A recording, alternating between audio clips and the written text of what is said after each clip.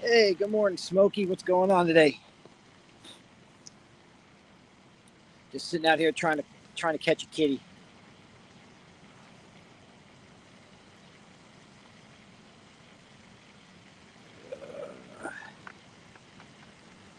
It's supposed to be 60 degrees today, believe it or not. And tomorrow's supposed to be back down in the 30s, so I figured I'd come out and give it a shot.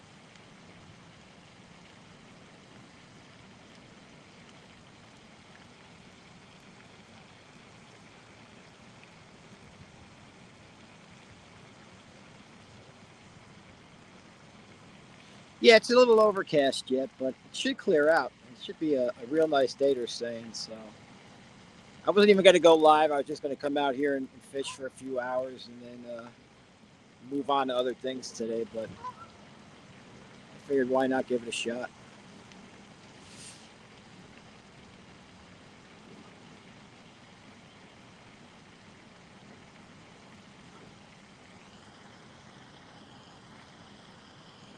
What are you up to today? Anything good?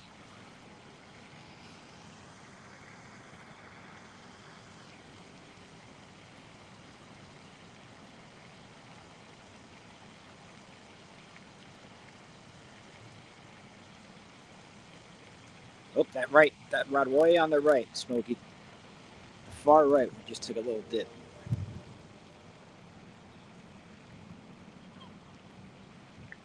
I got eel on that, so he won't get it off. So maybe we'll come back around on that.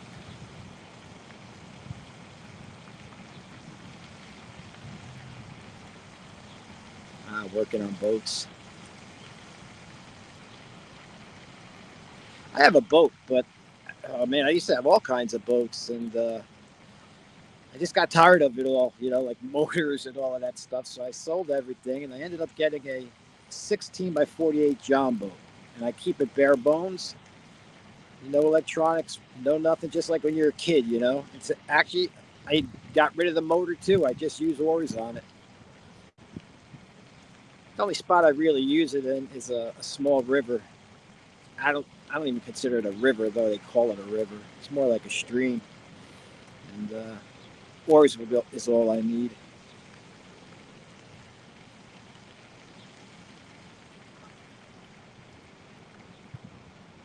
Best part is it's paid for. I don't have to worry if it gets a scratch.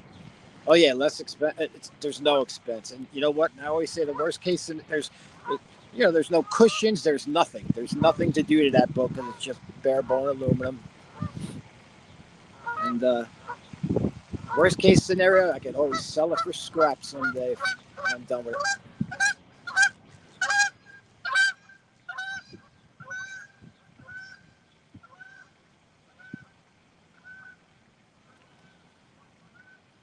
We get a lot of geese for some reason coming to this pond. They keep you company.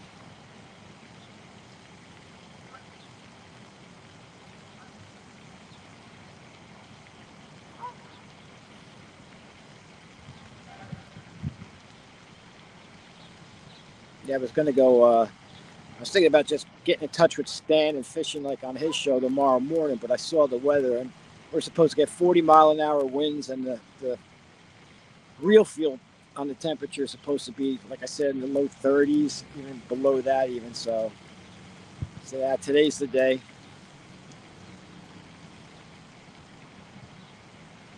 We'll come out.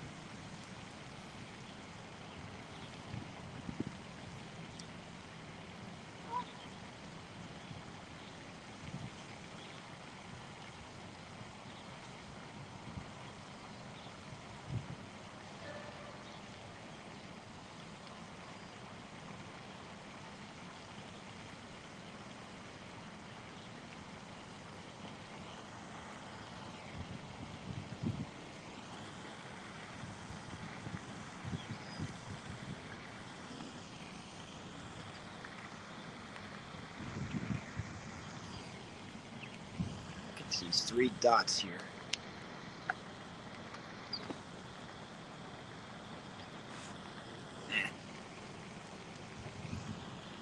I don't know what I just did.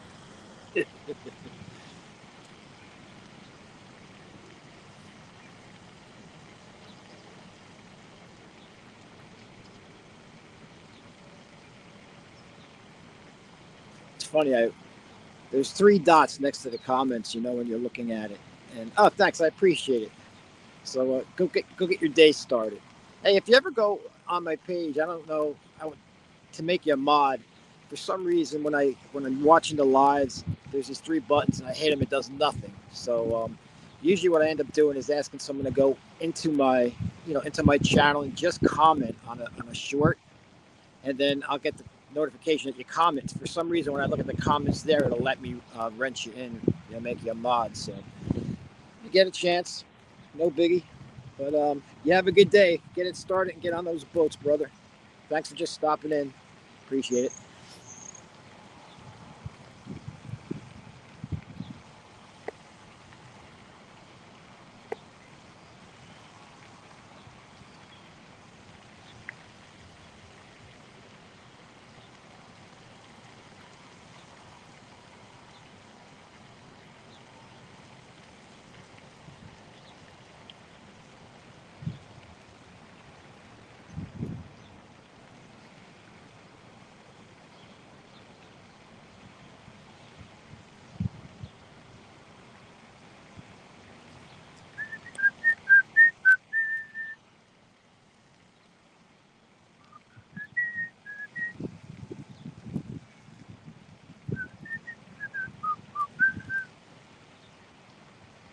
Here comes the sun.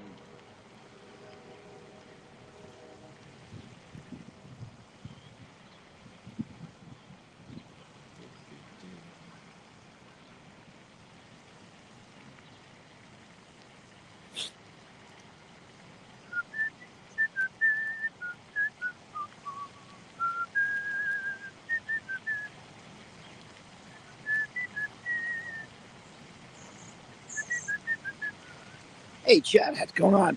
The polar bear plunge was pretty good. It was cold, but it was good. I just didn't take any pictures or any video this year. It's just kind of on the busy side with it down there. It was pretty crowded.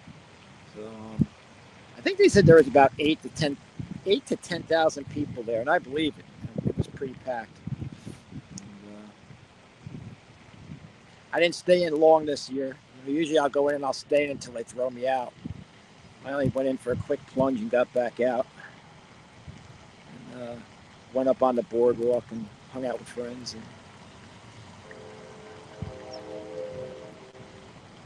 just figured I'd come out here this morning for a couple hours. I wasn't even going to go live. But I don't know, at the last minute, I just decided to. Had a little tap on that pole on the far right, which was that one there. But it didn't want to commit, so that has eel on it. Actually, all three have eel. So I pulled that out of the freezer this morning. Yeah, they get a good turnout for that down in Seaside Heights, New Jersey, for that plunge. And the streets are nothing but a giant party, the whole time. And they set up. People just come down. They set up bars right on the street, and the cops look the other way, so it's all good.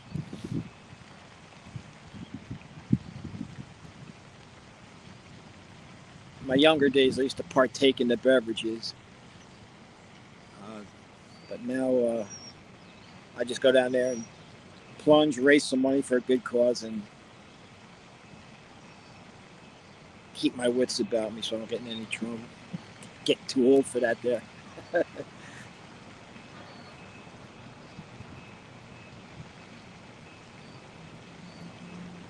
supposed to be 60 degrees here today.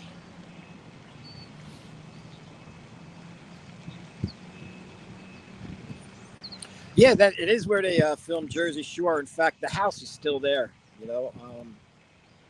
You always see people standing out in front of it taking pictures and stuff, and then there's usually somebody standing around, willing to give a tour of it. I think that's what they do. The guy who owns it probably just kind of sits close by. And when he sees people taking pictures on the outside, he just comes out of the woodwork and it's like, "Hey, would you like a tour?" And tries to sell you that.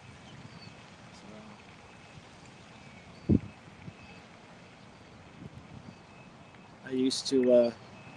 It was a hassle actually when they were first filming it. That whole time they were down there, because I've been going down there since I was a kid. As soon as I got my license, it's about 40 minutes from me, and spent our summer weekends down there. When they came in and started filming that, the crowd that it brought was crazy. Kind of ruined it, for a lot of us. But I guess, as far as the boardwalk itself, the stands and stuff like that, it was a benefit to them.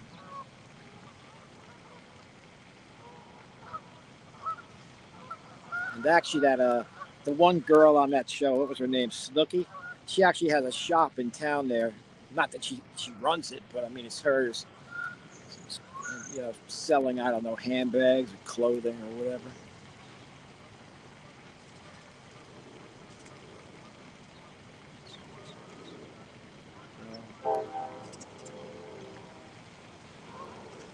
I never actually even watched the show when it was on.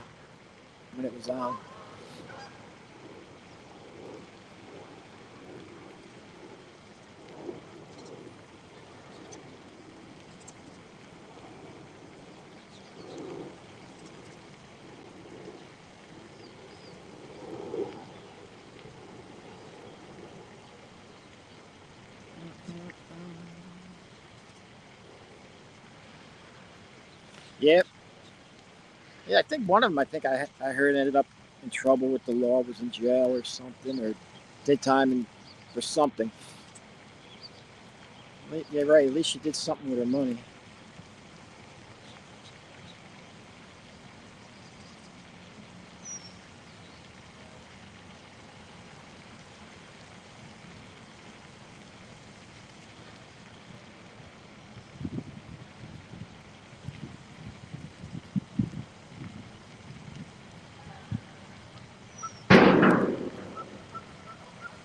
It's on the other side of the trees back there.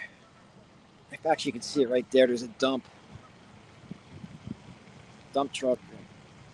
Some I don't know what they're doing back there. Sometimes it could be loud here. Usually I like to come. Yeah, you got caught up. Yeah, that was, I don't know which one it was. Was it Paulie or one of them? He got caught up in that tax fraud thing. I wasn't 100% sure, so I didn't want to say nothing.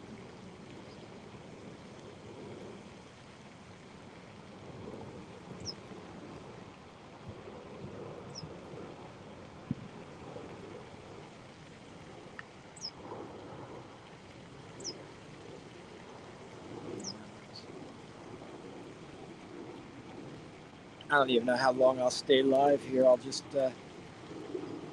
I always, I always say I like to go live for a little while or whatever, but then I like to shut everything off. And as I call it, I tell my wife all the time, I'm like, I like to fish with my ancestors. Just sit here with no electronics or anything for a few hours and fish and think about my grandfather and all those who took me fishing back in the day who are no longer around.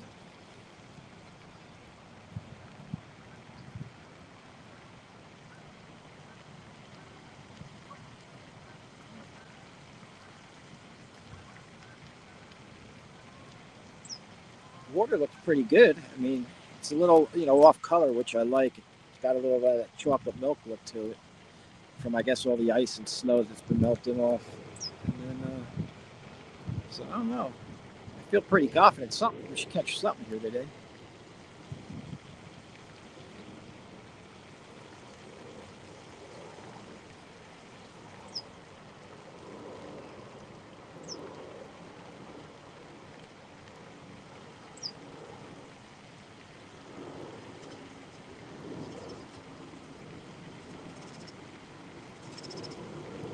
I switched all my gear over. I used to use spinning rods and stuff, and I don't know. I just decided to give the conventional bait casting reels a try. So when we were all sitting here stuck in the ice for the last couple of months, I sold all my spinning rods and reels, and got a couple Mad Cat rods, and I picked up the Piscifun reels. Only because they're kind of cheap, and I didn't know if I was going to really like using the conventional reels. And but I do. I actually like it a lot better than spinning. And they're not the the best reels, the Piscifuns, but at that price range, if something goes, it's really nothing to just get another one.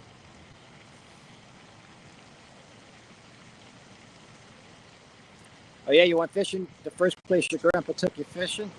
That's cool. My grandfather lived about 3 hours north of here in Pennsylvania, and when I was young, probably between like 6 and 11. He passed when I was 11.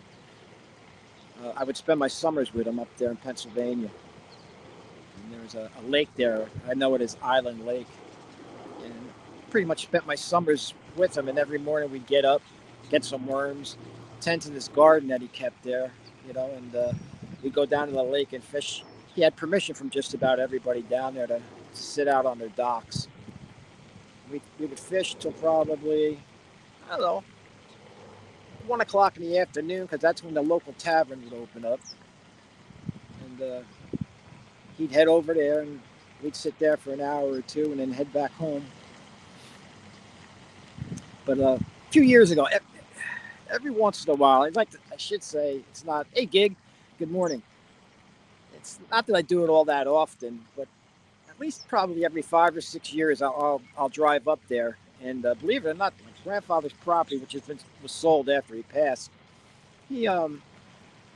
whoever purchased it, it's the same. It's the same trailer on the property, same shed and everything else. And so I like to go up there and just look at that from the road, and I never see anybody there, so whoever owns it must probably use it as a deer camp or something. And I'll look at it from the road, and then I'll go down and walk around the lake there, and look at all the places he used to take me fishing. And once in a while, if I catch somebody, because it's all owned. I don't want to trespass on anyone's property. If I catch somebody out, I kind of tell them the history of it for me, and then they usually let me fish there, for the day, and then I head back home. And then 6, 7 years later, I kind of get the urge to do it again.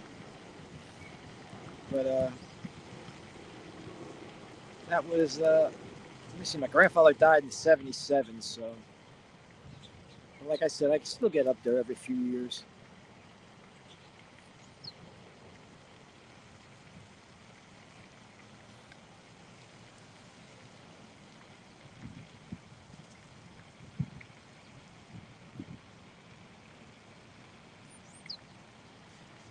I don't know if anyone else is going live this morning, but I figure I'd just go live here for a little bit until maybe somebody else pops up and goes. Hey, misplaced country girl. Good morning. The only thing we have in this water here is channel cats.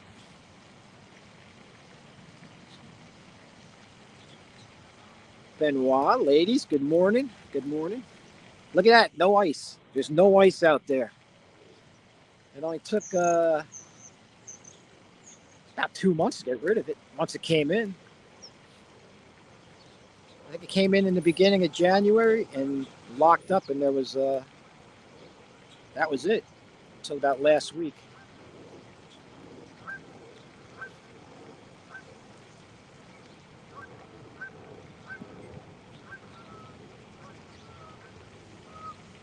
We've been fishing about 20 minutes now. And the first, when Smokey was in, we had one hit on the right rod all the way in the back there, and that was about it. Lisa, what's going on?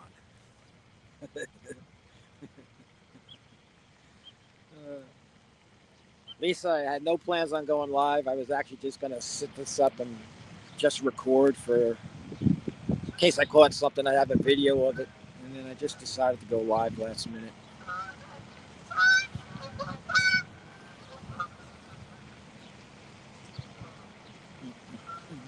We got eel on all 3 rods.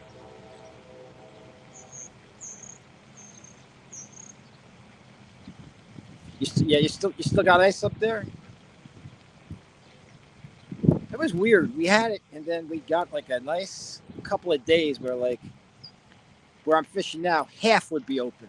Actually, just what you see on the camera here would be open, and then everything out that way was all ice. I mean, that right there looks like ice, but that's just wind coming across. So, yeah, I'm kind of glad I did too, Lisa. I was just going to sit here and contemplate life. And I said, you know what? I did have the tripod in the Jeep and everything, so I was like, let me see if anybody's up. Now all I need to do is catch a fish.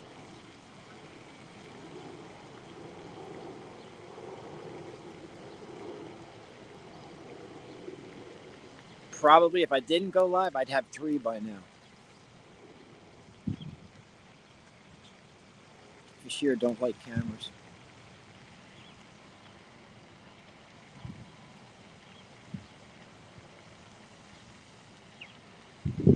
Wow. 10 inches of ice 6 days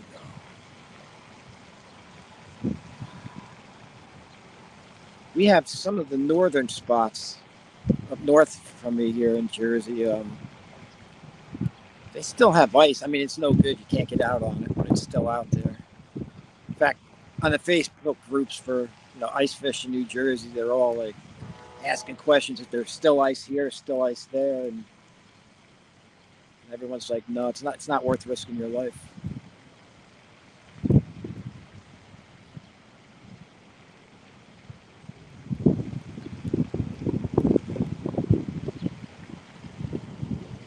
So like I was saying earlier, it's supposed to be near 60 degrees today, and then tomorrow we go back down into the low 30s with a lot of wind. I think 40-mile-an-hour winds tomorrow. So my original plan was to fish today and then maybe fish stand show tomorrow or something, but if we have weather like that tomorrow, I'm not even going to bother.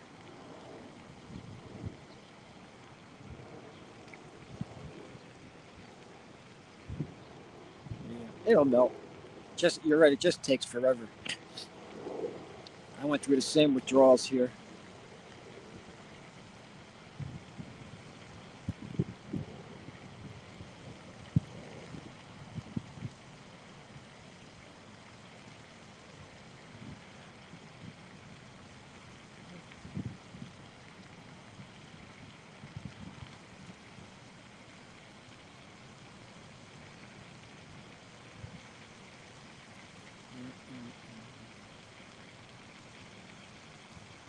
Lisa, are you still visiting your relatives or whatever when you were going on that ride yesterday?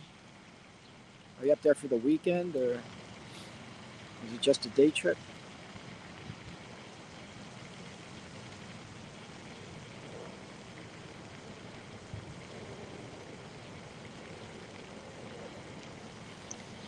Yeah, we don't have the Ohio. How is the Ohio? I mean, is the Ohio that I heard, that what wasn't quite the fishery that it used to be? We don't have any big rivers here. The only river we have the Delaware River, but that's nothing like the Ohio or the Tennessee or Mississippi.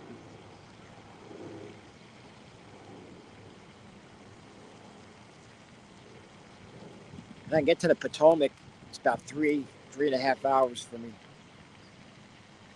Done it. I've done that trip a couple of times for blues, but it's a long ride.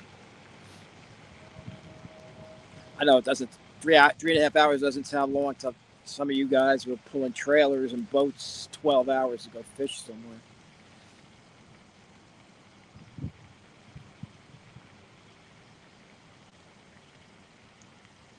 Oh, it is March. That's right. Today's the first day of March.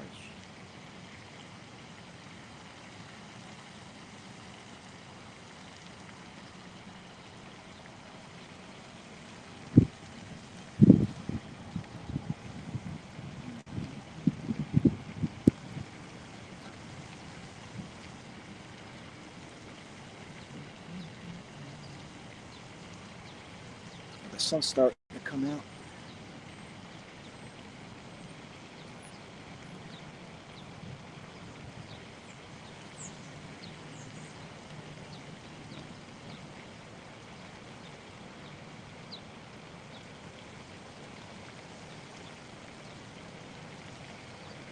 I see 423s live now. Just got the notification.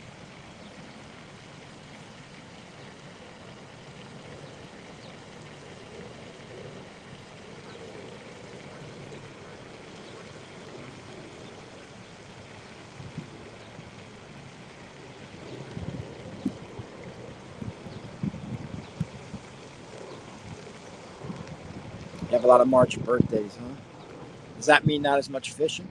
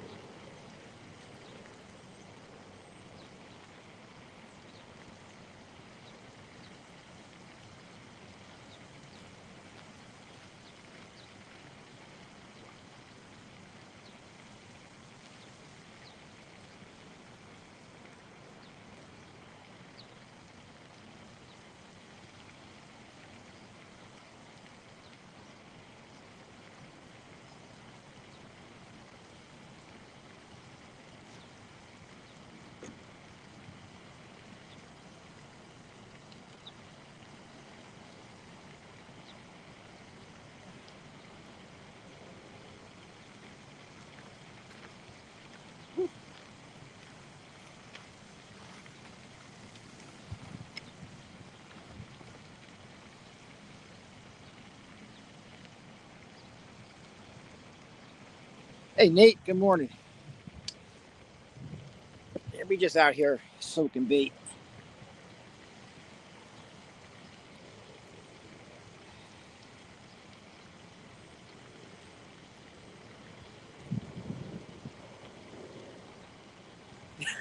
Hey, listen, don't you worry about me getting off the couch there, Mr. Parker. You just worry about what you got going on down there on that dock, which isn't a whole lot, I hear. But you just might want to pay close attention here, there, Mr. Parker. I'll show you how to fish worth a lick.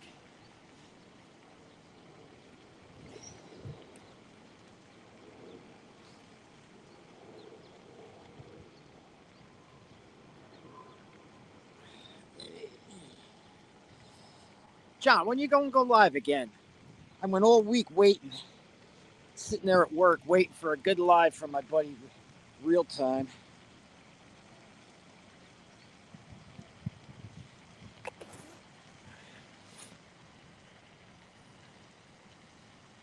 Jeez, yo. Professional. I don't know.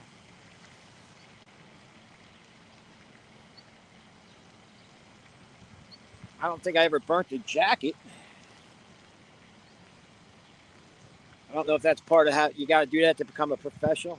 Sometime between now and Christmas. What's the matter? When's the stocking truck come down there to Tranter Creek?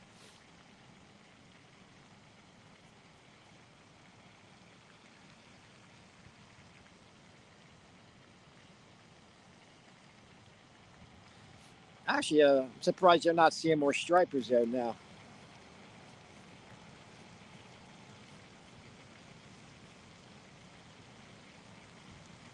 Oh, not to do. Yeah. You have a lot of shows like that, huh? That's good. That's why you got that Community Servant Award to show us how to keep ourselves safe.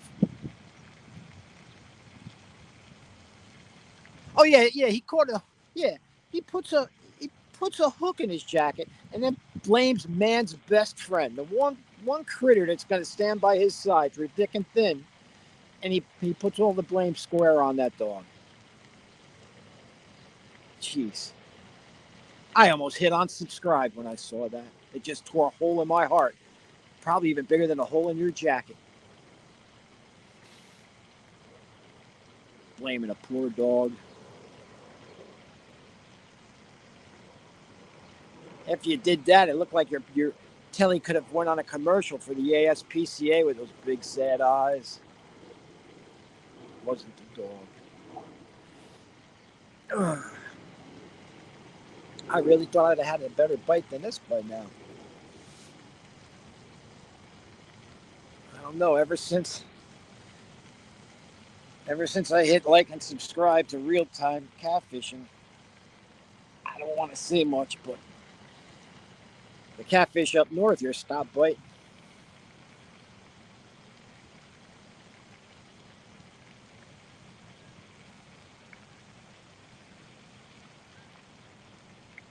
And then to make matters worse, like I got this bad John Parker juju all up on me. So I said, I know, I'll become a member of his channel. Maybe that'll like please the gods. It made things even worse. It's been 29 days since I caught a catfish.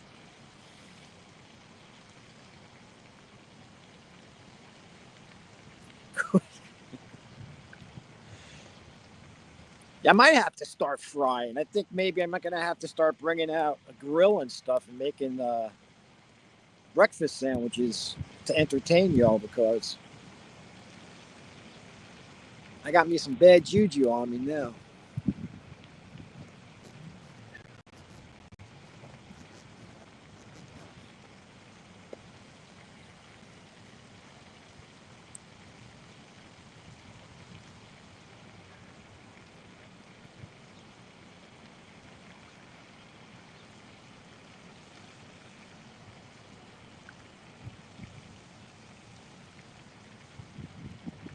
Oh, you're kidding me. It's snowing? Oh, no. I'd be crying. I really would. I'd be crying.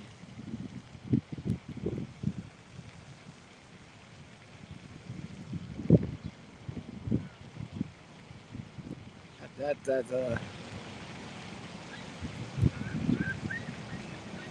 Although I didn't put the snow shovel away.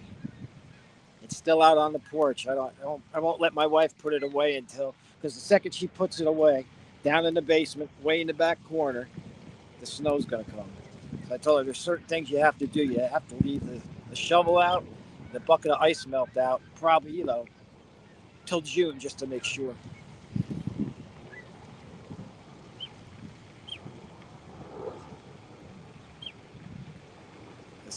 Well, Gig, it's supposed to be 60 degrees here and sunny, but right now, well, it's early yet, but it's cloudy and the breeze is picked up.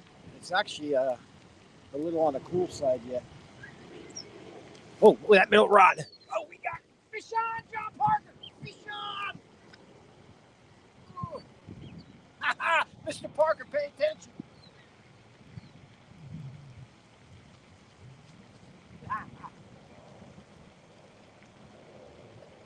This is how you do it, Mr. Parker.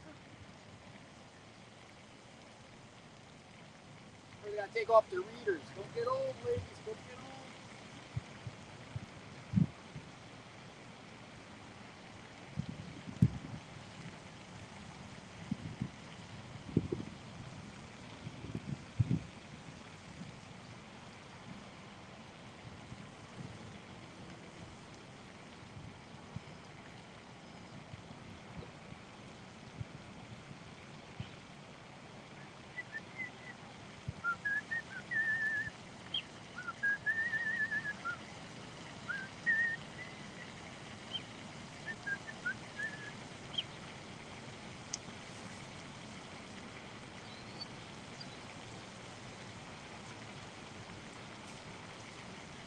Woo, Mr. Parker.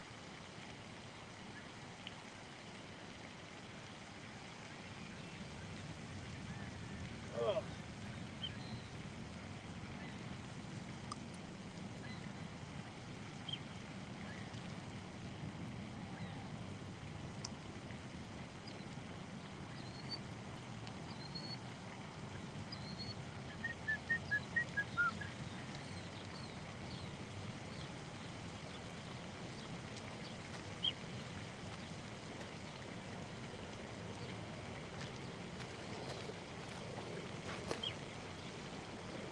Now, let me tell you, Mr. Parker, this is what they look like.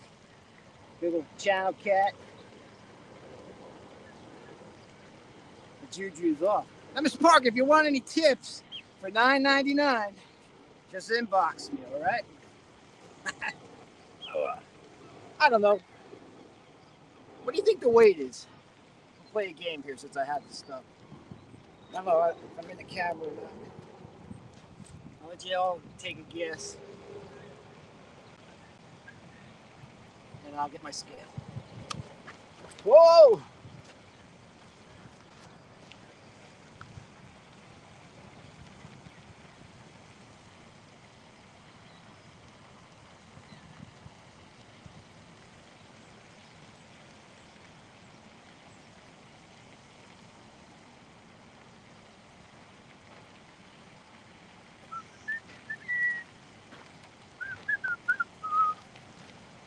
Okay.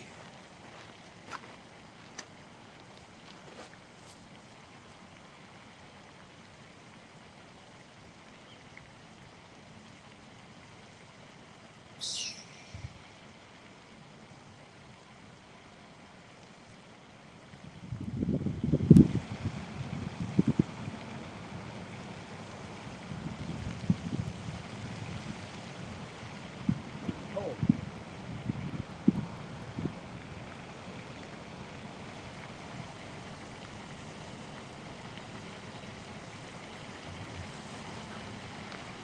Okay, so it's not target. It's 4.15, and then we'll weigh the grippers after I let the fish go. Wheel.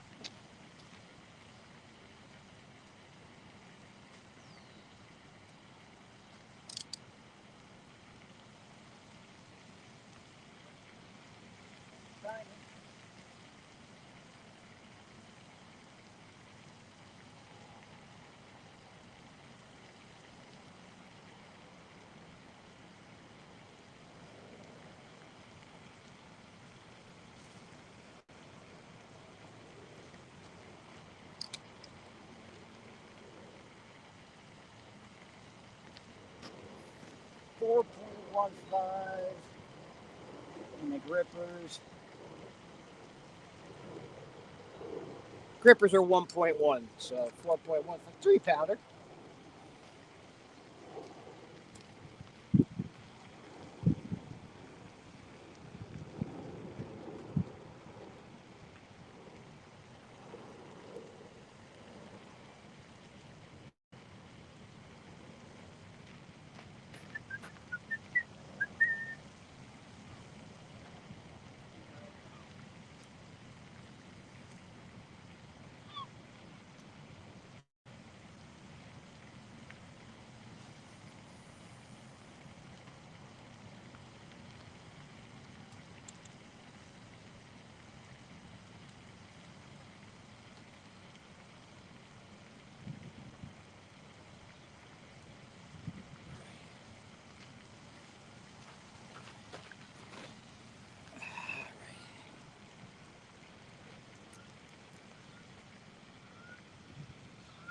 I bet you Mr. Parker probably had to go take the dog out or something, so he didn't even see that scoundrel. Gee. Who's that 922 guy?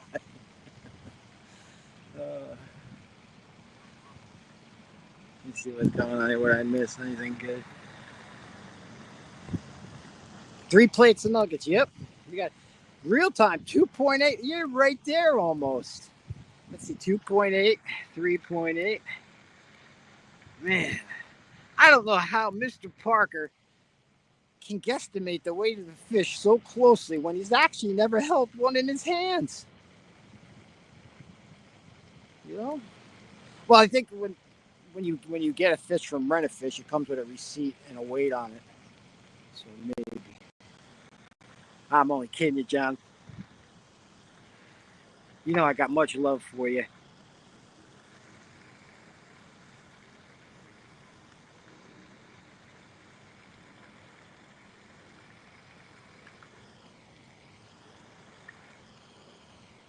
My fingers are cold, so I keep hitting buttons I shouldn't. But don't worry, it won't be. If I disconnect somehow, I'm not coming back. I'll just move on to other things and like, dang, I keep hitting that. Hold on.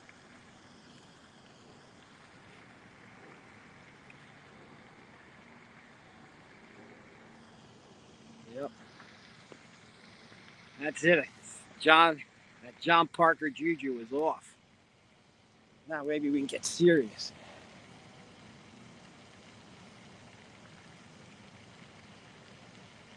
Tell you, like I said, I just started with these rods. They're the Mad Cat rods, and they're actually the medium lights.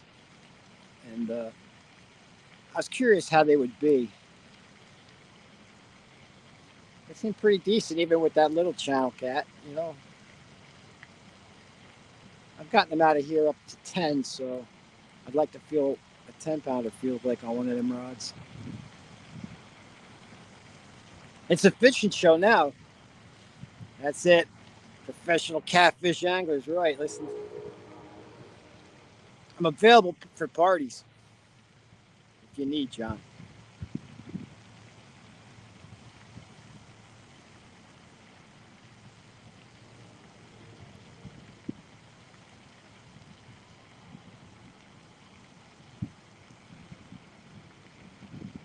So now we're back down to 0 days since my last catfish.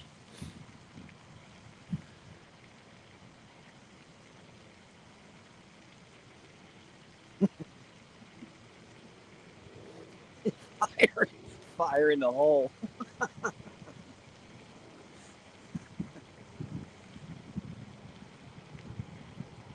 Hey, John, I know you use those the crappie rods.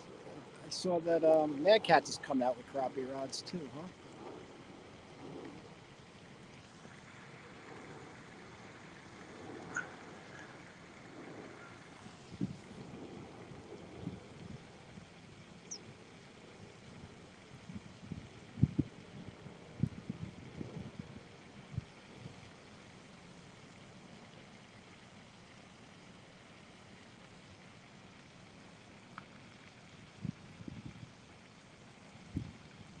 There we go. The sun's starting to come out. Oh yeah, like they call them. What do they call them? The mad slabs, I think they call it.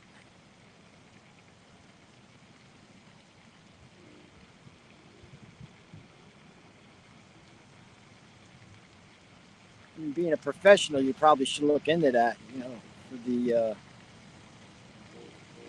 for your your arsenal there.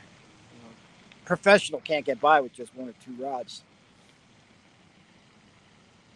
I mean, you're probably how do they say that? You're probably tied. Your hands are probably tied from with all your sponsors. You probably can't go against all that stuff. Your sponsors. You don't get your sponsors mad and they'll drop you, John.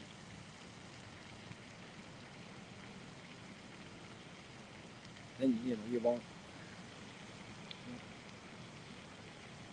You'll be in my shoes. You'll just be some low budget cat fisherman sitting on the bank in the slums of New Jersey.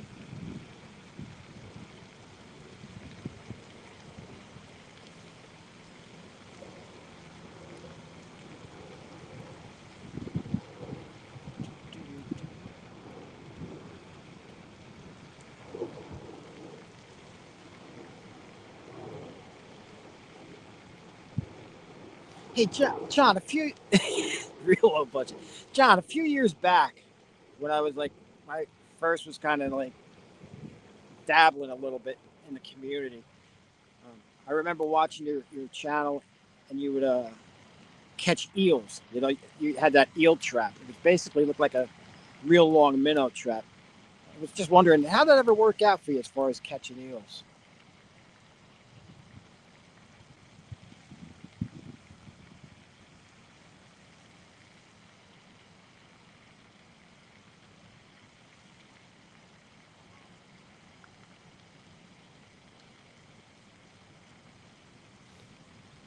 Spin this a little bit.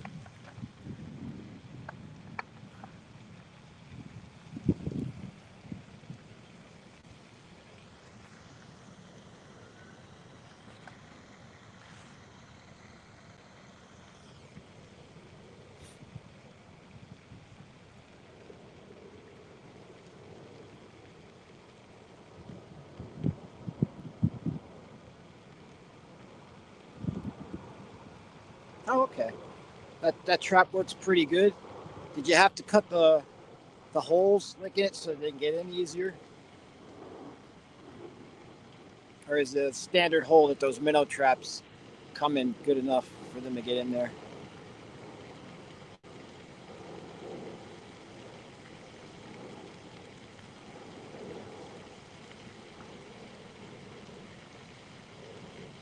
Yeah, Gig, you ought to vacuum seal them and sell them.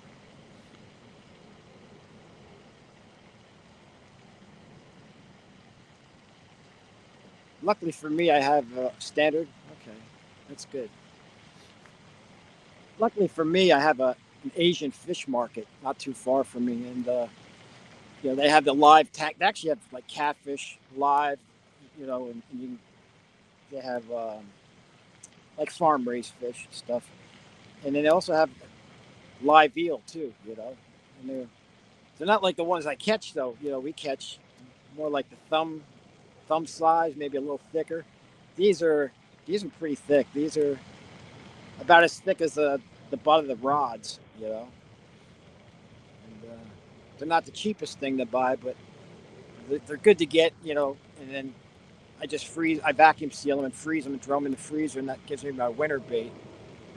Like today, just take a package out, and by the time I get to the where I'm fishing, it's all thawed out. And the good thing about it is you can catch 4, 5, 6 fish on the same piece of eel. It's so tough.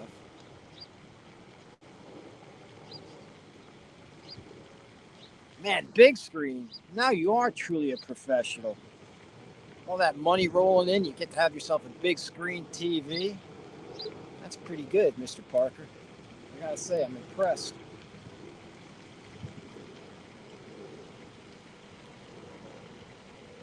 The luxuries of being a professional.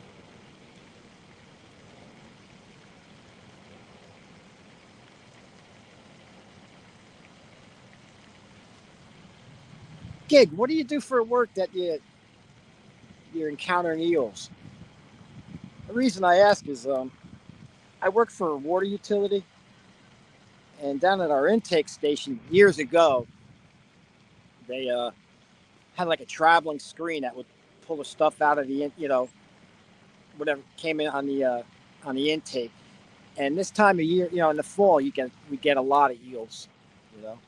But that was, back when I worked in that department, we didn't. I didn't have any use for them, so we would just scoop them out and get rid of them.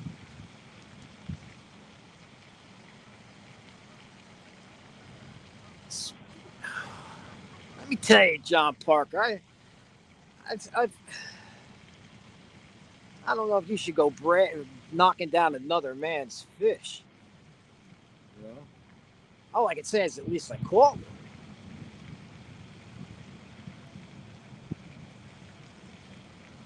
If you stick around, John, you might learn something. That's right, Lisa. You tell him. You tell him. He's got that. It looks like a teleprompter, only it's a big magnifying glass he sets up. So every time he catches a fish, bait, shrimp.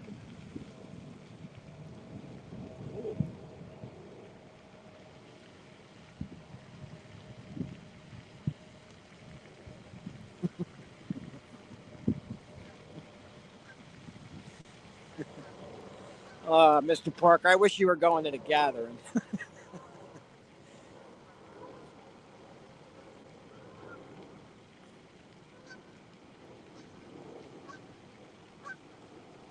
But I don't think you're all that far from me, John. I think from my neck of the woods to you, it's 6 hours maybe.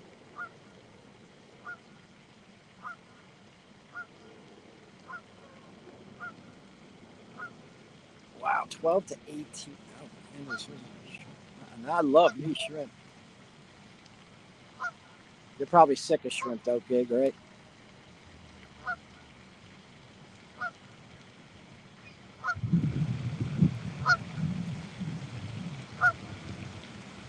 They don't want to watch no, amateur catfishermen. I mean, we both know that she's watching Catfish Dave on that big screen, John. I mean, you just gotta have to man up and accept that, you know, your your woman is looking at other catfishermen, John. I mean, just gonna have to step your game up. And you know what? It's not like you could, you know, commiserate by hugging your dog. Your dog don't even want to know you after what you did to that poor dog. You know? I mean, my dog saw that short you made, and they're just in disbelief, John. Disbelief.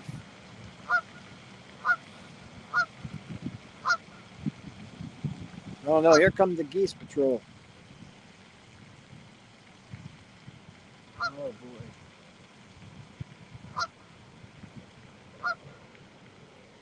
Now I was fishing. I was fishing here. Nope.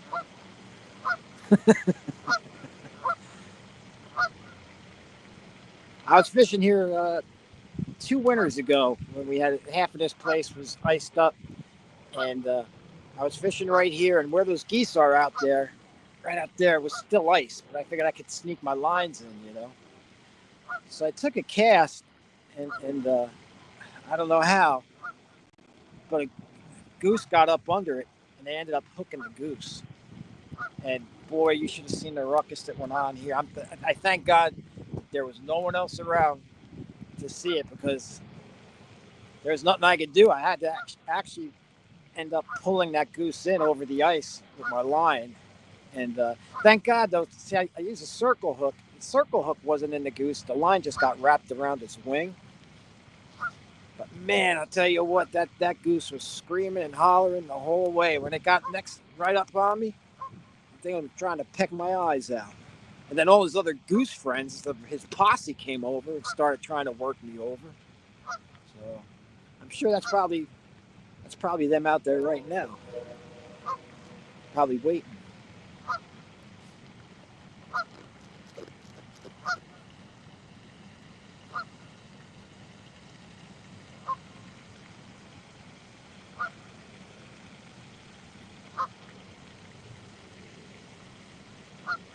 I don't think geese ever forget. At least not the geese up here. These are like hood geese. Tough.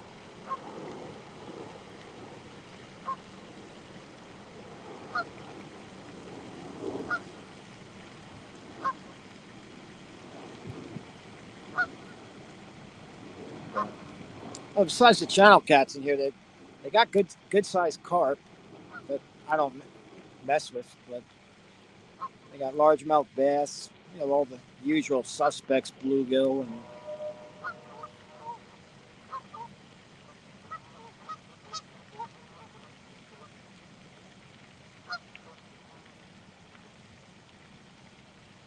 I always say one day I'm just going to mess around and maybe we're only allowed 3 rods here, so I always say I'm going to put 2 out for catfish and then maybe a carp rod out, but I never do. I always end up just baiting up for catfish.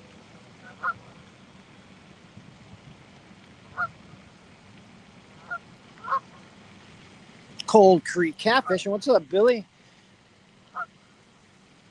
Thanks for coming in, stopping in.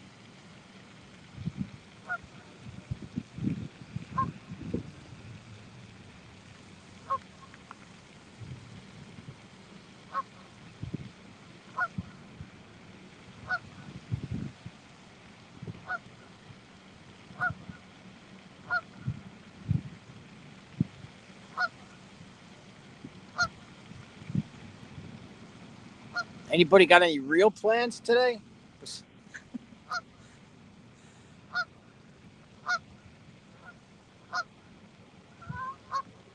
boy, a lot of geese coming in now.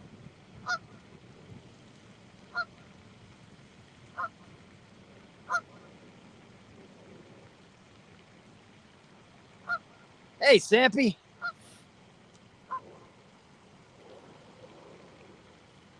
What's going on, Sampy?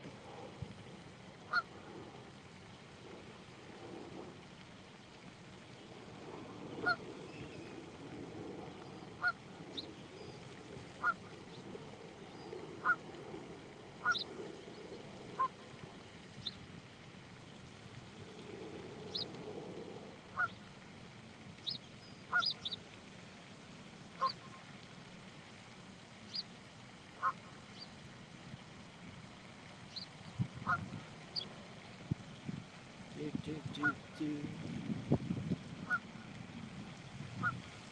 I can't see this.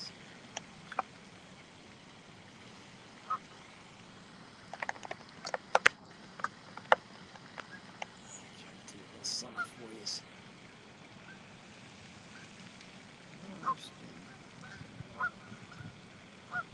Do.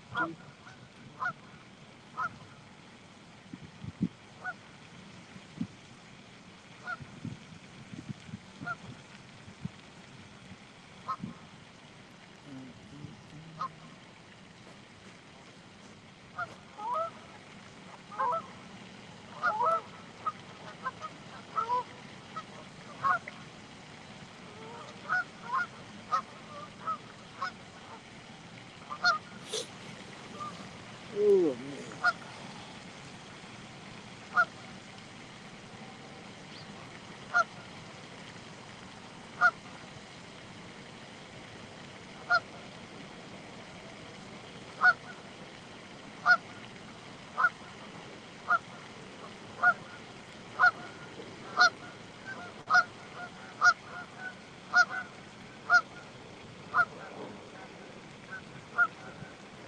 He's got to spin you around a little bit.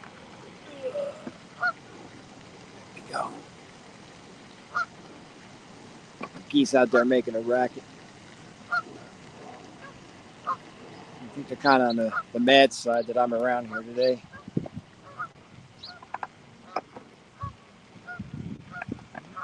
Back on my stand.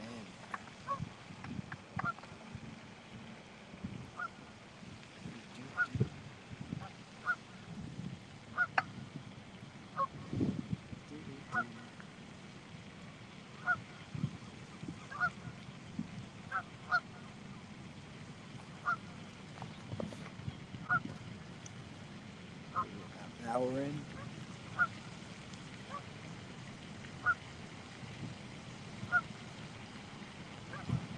One little 3-pounder so far for an hour's worth of work.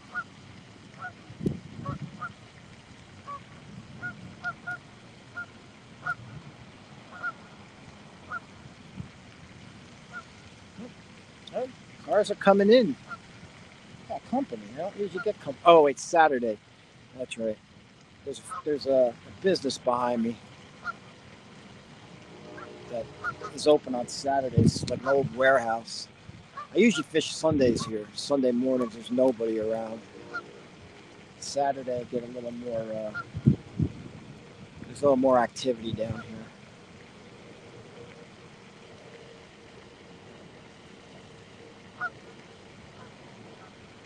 Oh, that's all right, Lisa. I ain't worried about that.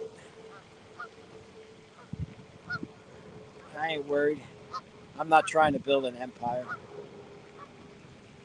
There's only room on this earth for one truly professional cat fisherman, and we all know who that is.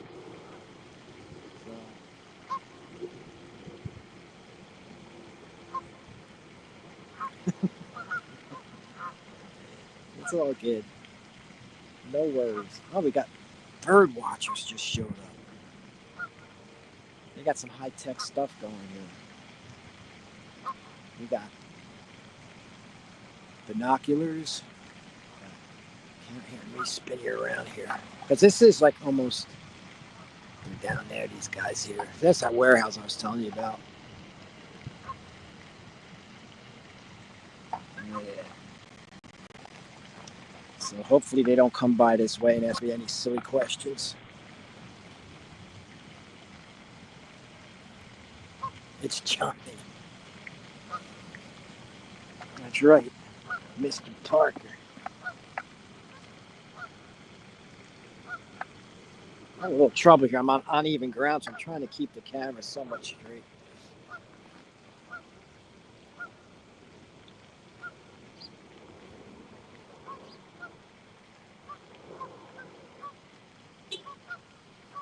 Tell you what, one guy's got a camera. It looks like he's filming for the NFL.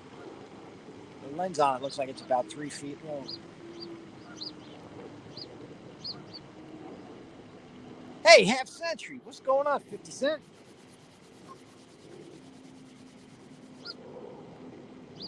Half Century, all we need now is for Coach to show up. Be like old times. I used to watch Coach, and you would come in and read his chat form, and we'd always get a good story out of Coach.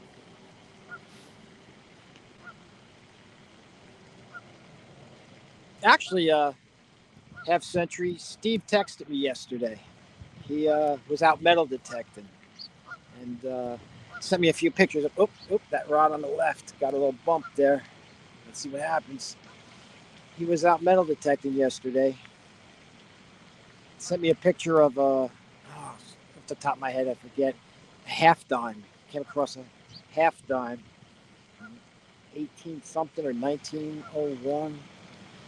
But yeah, I was quite surprised to hear from him. I was actually very happy to hear from him. And then he found a piece of silver that he explained. And then he found a coin that was interesting. He found an old worn coin that had a hole in it. And he said the hole in it was from back in the day. The real old timers used to put a hole in the coin and then they would stitch it into their clothing. Morning, guys. What's going on? What are you looking for? Anything spectacular? It's just all I've seen so far is geese. Yeah, there was a more uncommon one around here this week. Oh, yeah? A Ross's goose from the Arctic, yeah. No kidding. I'm just catfishing. I'm just live, and I saw you guys pull up my.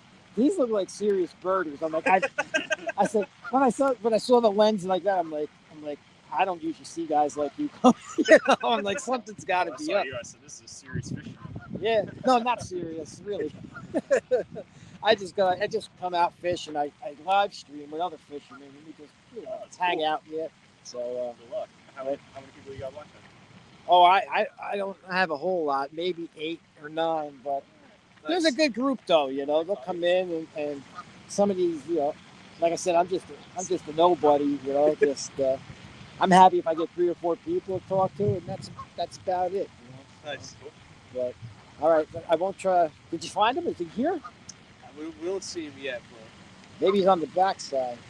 Yeah. Is there a full loop here or not? Right? No, I don't think so. You could get pretty far up over to those reeds, Yeah. and then I'm not sure if there's a loop. I know there used to be like somewhat of a trail over that way, but I've never bothered with it since I can't fish it. But all right, good. If you find it, let me know. We'll do. We'll do. Wow, how do you like that? I'm sitting here fishing, and all these geese I'm complaining about. And there's some rare Arctic goose that's made an appearance here, and these guys are here looking for it. Oh, Regs would like that. Regs is a bird watcher. I don't know if you're able to hear him, but yeah, some kind of Arctic goose. I don't know. So, if it isn't the dodo bird, I'm really not that interested.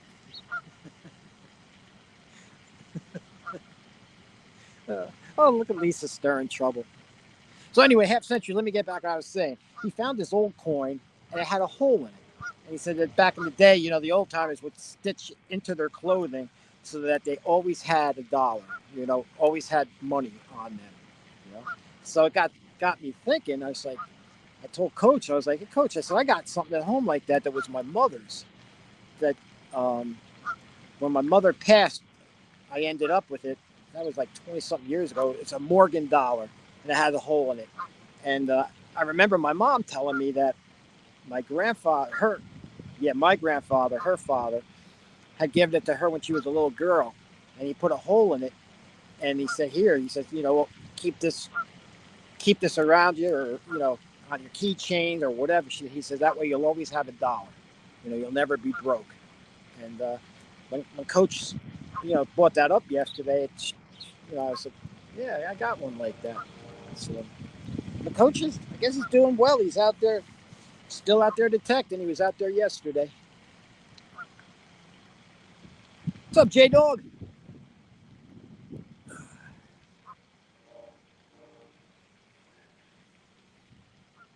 Yeah, Coach knows. I'll tell you what. He does know his stuff.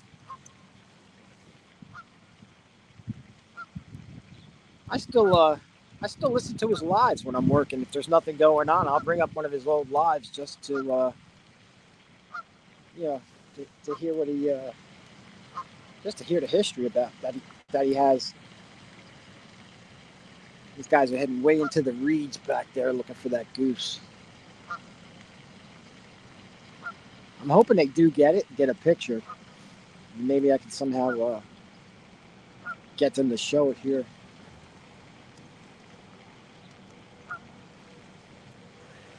I think I'm going to re-sling 2 of these rods.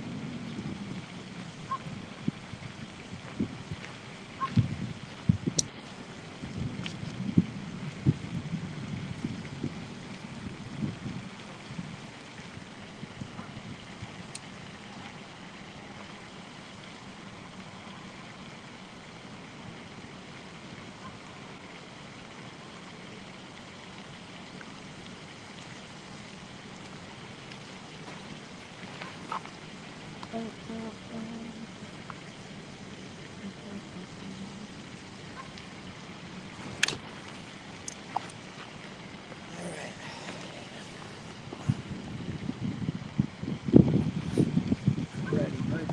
See what happens.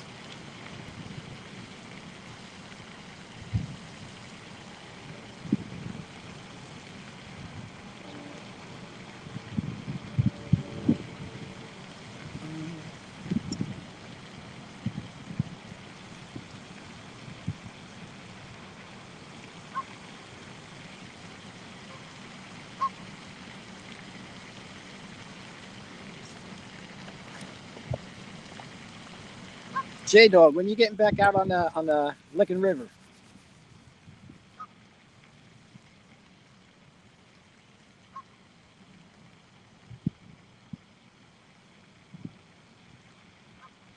Okay, George, you got John Parker.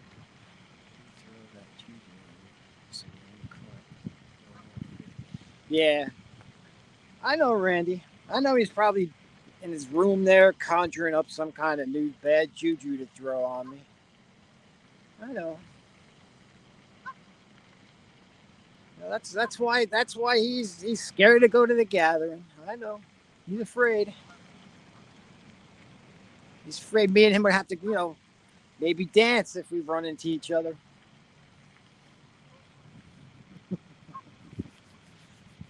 Hey, Keidra. She snuck in here when I was rebaiting. Hey, good morning, Keidra. Thanks for coming in. Appreciate that. Yeah, John Parker. He's always around. He might not say anything. He's just always lurking, conjuring up bad juju to put on people.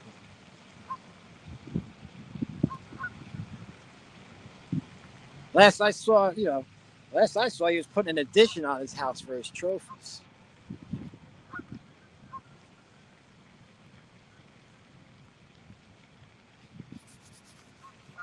We just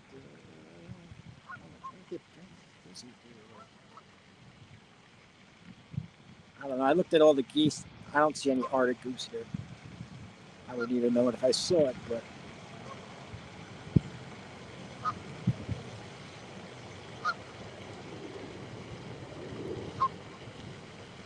Uh-oh, Randy's driving. Keep it on the road, Randy. Keep it on the road. Get home safe.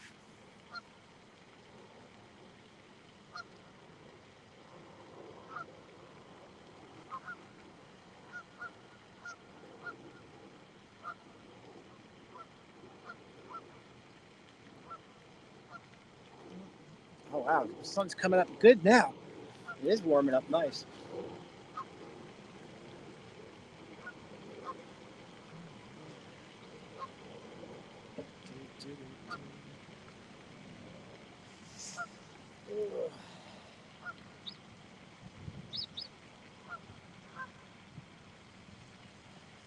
I'm waiting for you all to go live and use all that cool equipment you got at CatCon. Wish we had something like that up here. Maybe about 15 minutes from my house, we have an expo center like that. And they do have like a sportsman expo. They'll have a boat show. They have pretty much a show for everything. But big saltwater show, I think, is this weekend. But really, catfishing up here. I mean, there's those of us who do it, but it's not. It doesn't have the same, I guess, following as it does down south.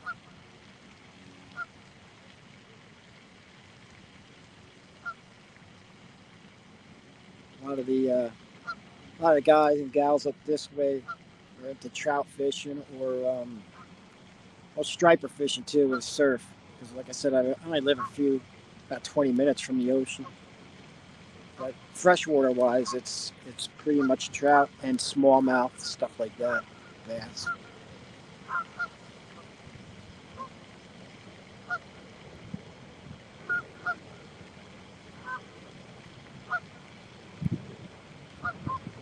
Which is a good thing because I don't really have much competition anywhere at night. You go out fishing at night.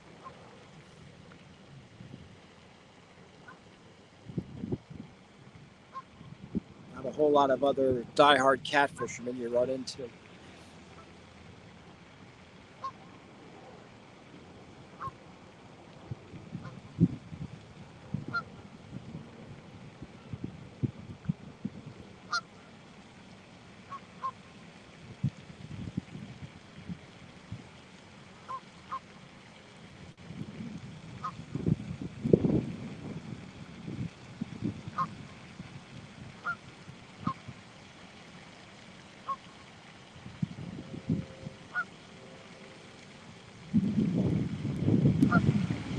That's right. They're here, Gig. Trust me. Back in 2021, they almost put a hurting on me out here, ganged up on me. They're always creeping in. You see, they got a couple right here. You can't tell, but they're actually coming in towards me. And I'm not really sure, but I'm pretty sure one's carrying a blade.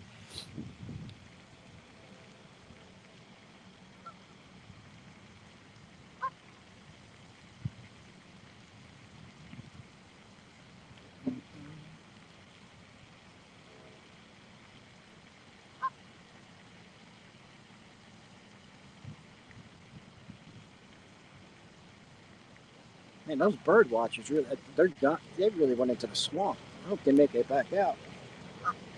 They don't look local like, so.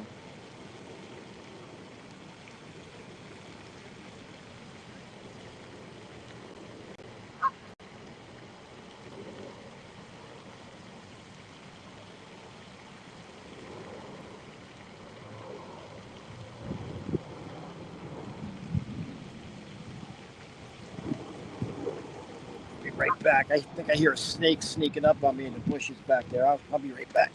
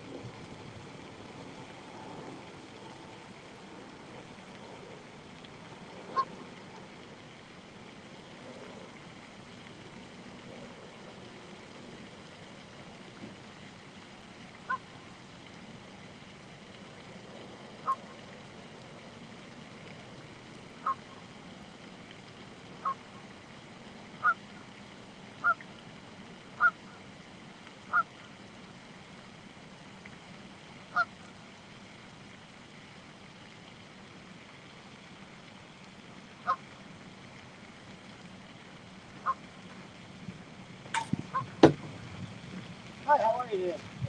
Good, good. I tried to help you out. I did a little cleanup when I got here this morning.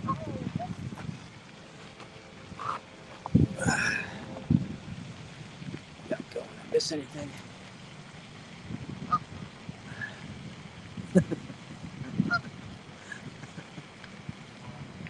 Nah, it wasn't a snake. I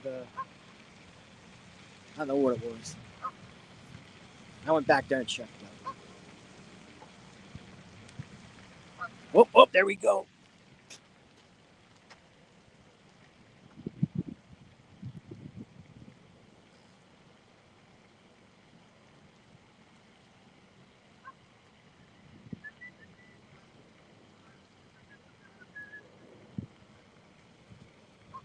still here, Mr. Parker? Yeah, that's number 2. I know. I gotta put him on the bed. He's a little guy though. He's in some way.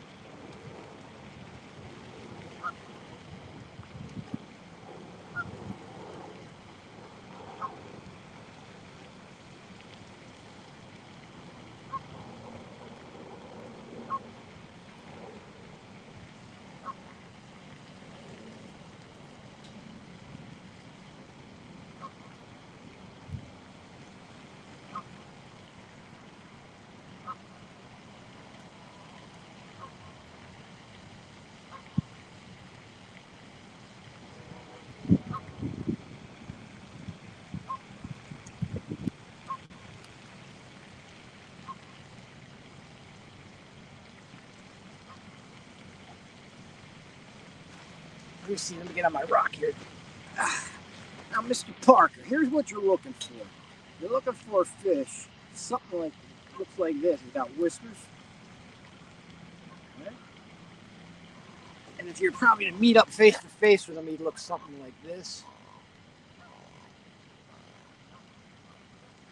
And oh, I feel bad for you, buddy. Hold on. No harm done. No catfish harmed in this video. We'll get him back.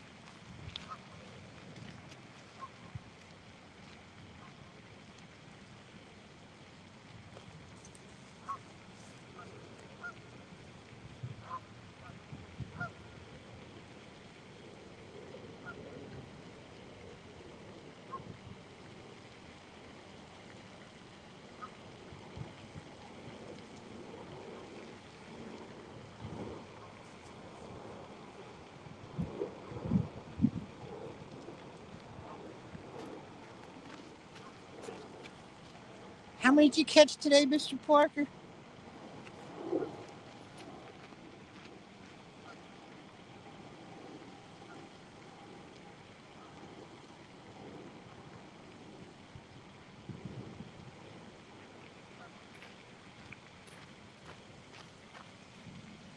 Oh no, did I mess this up? Oh yeah, lock me down.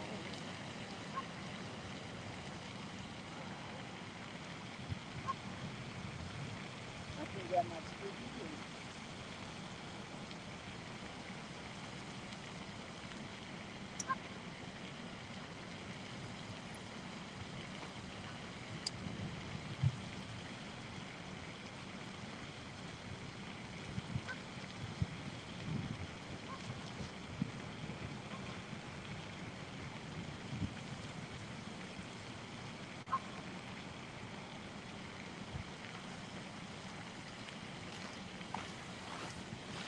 Oh yeah. I only do that, John. I only tease you because I love you. You know that. Yeah, I know, Nate. I can't believe I did that. I made up to it though. I gave her a nice little bath, tapped its little hiney, and sent it on its way.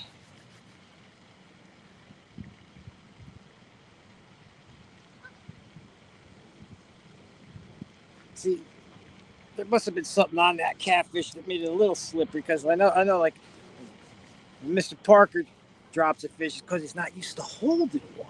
You know, that's yep. I have to send John some of those gloves with the rubber grips. You know, that's enough. I won't pick on my buddy John anymore. Let's see.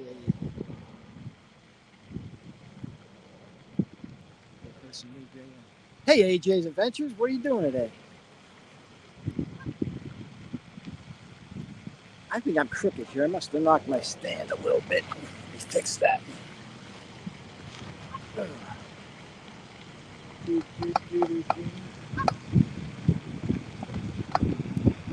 How's that? A little better?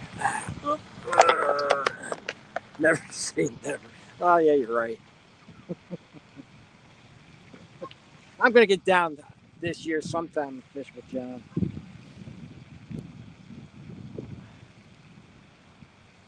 He's not all that far. It wouldn't be too much of a, you know, hard thing to do, get down there and visit him.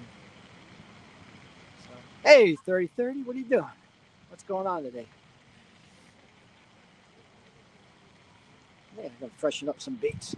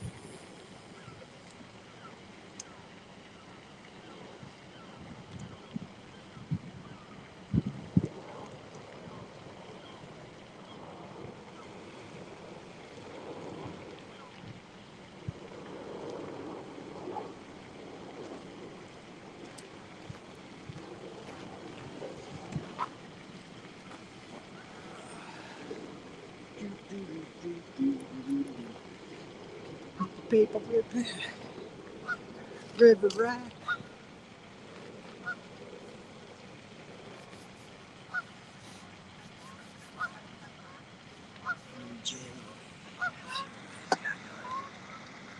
Digability.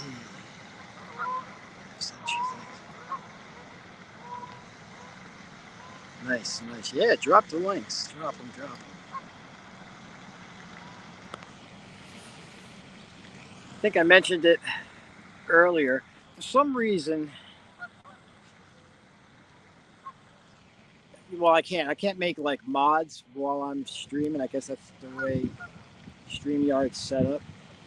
So I always say that if you just go to my channel and just drop a comment on anything, I'll see that you commented. And then when I go in, for some reason, I could then hit your name and wrench you in.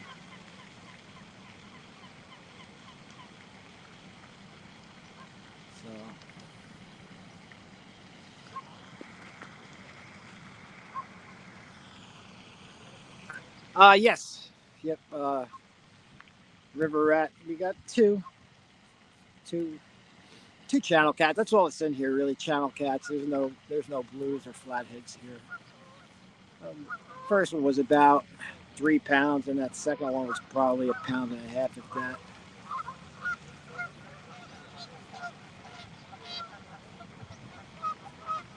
But it's not a skunk.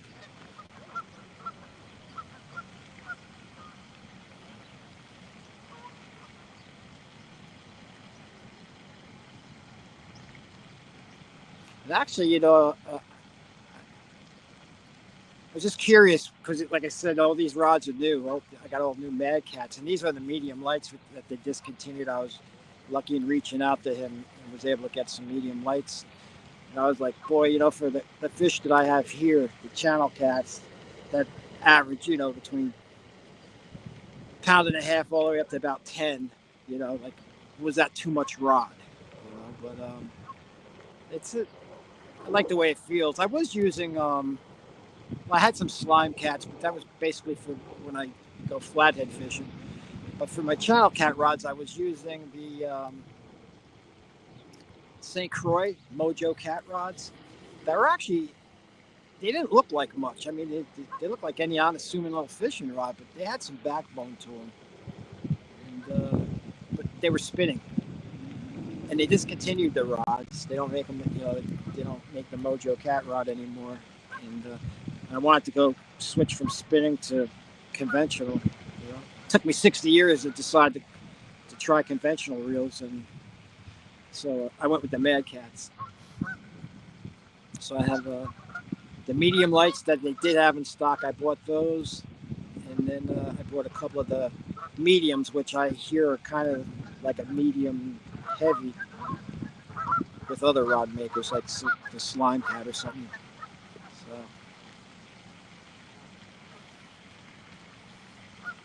I'm liking them.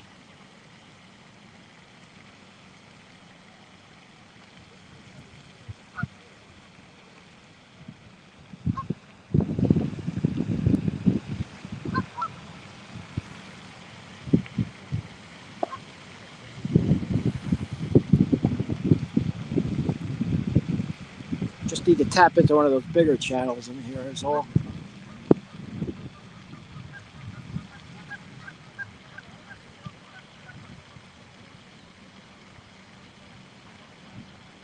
I figured I was going to fish till about noon today, then go home and head down to Jersey Shore, get a cheesesteak.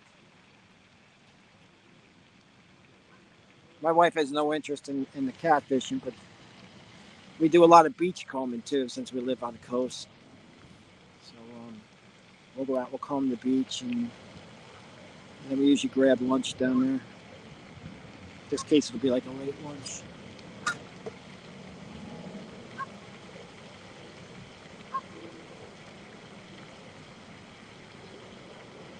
It's going to be hard though. It's beautiful now.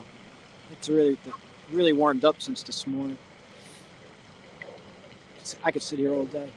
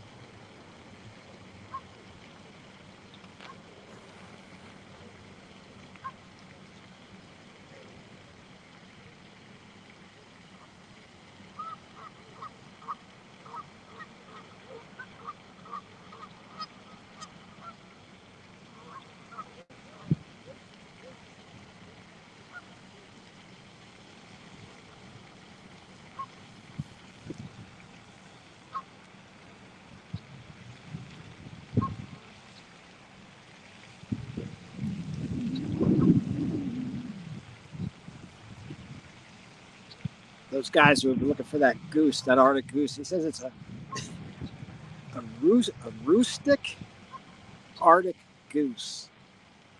So all I can think about is rustic. So later on, I'll have to go look that up online and see exactly what that is. But they said it's rare for them to be here, and it's been spotted amongst this other group of gaggle of geese that are here. And I think they're about to give up. They went back to their car, but then a whole nother flock of maybe 50 geese came in, so I think they're checking them out now. It's a beautiful thing about life, man. There's different strokes for different folks. You know, they look at me thinking, you know, how boring. You're sitting here trying to catch a fish. And, Reg's come in here? Hey, Regs, you would know. I'm out here fishing, and a group of 3 or 4 guys pull up in cars, and they get out, and they have cameras like, you know, like they're working for the NFL, you know. And I don't usually see that here, so I asked them what was going on. They said that there's a sighting of a rare goose here. It's an Arctic goose, and I want to say, I don't have the spelling of it, but he called it a rustic. And all I can think about is rustic, but rustic Arctic goose.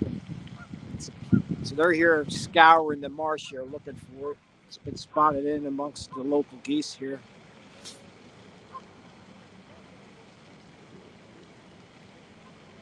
I'm about as interested in it as they are interested in me catfishing.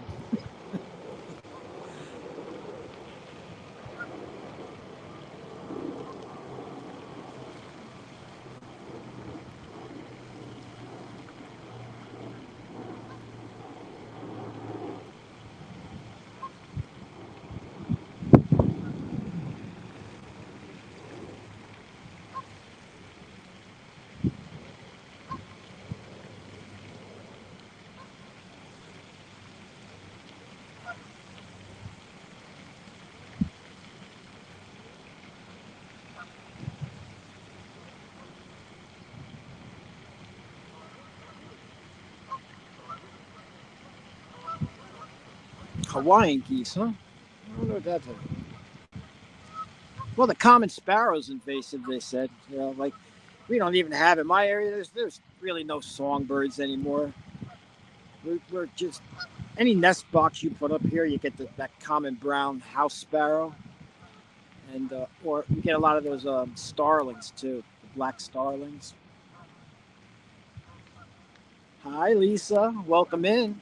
You missed it. You see, you should have got here earlier. We caught 2 small ones, 2 small channels.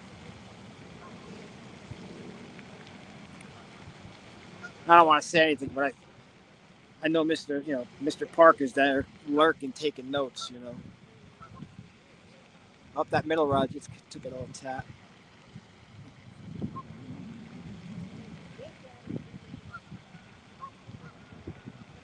Maybe.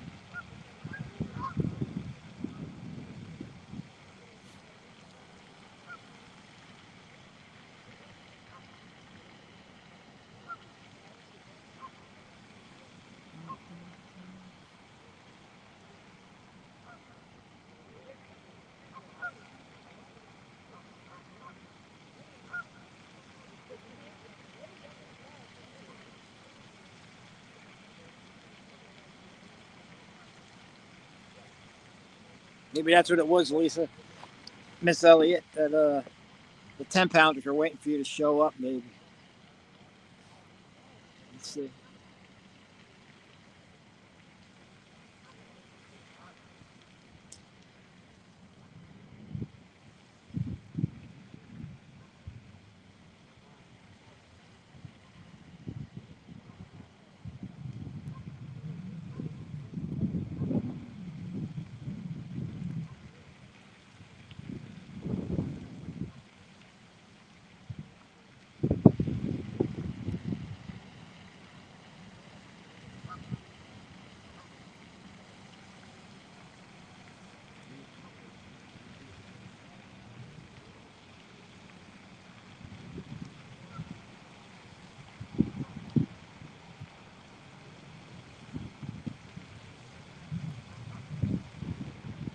This looks different.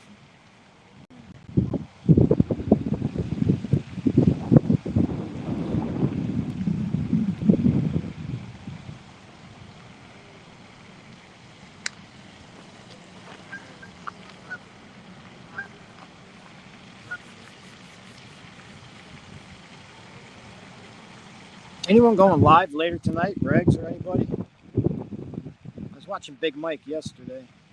Jody was live. I had company over. I was trying to watch 2 lives while trying to act like I wasn't messing around with YouTube so I didn't get in trouble. Hey, Kat. How are you?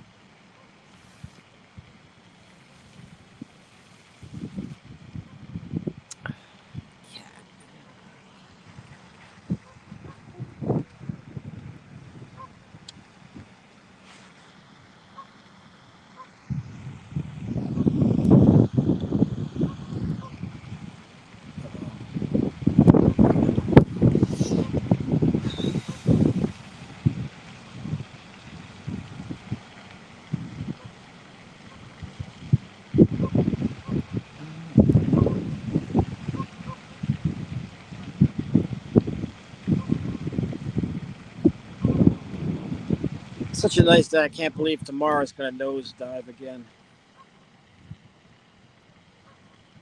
With 40-mile-an-hour winds again. It's March, though, I guess. This time next month will be golden here. Start fishing nights again.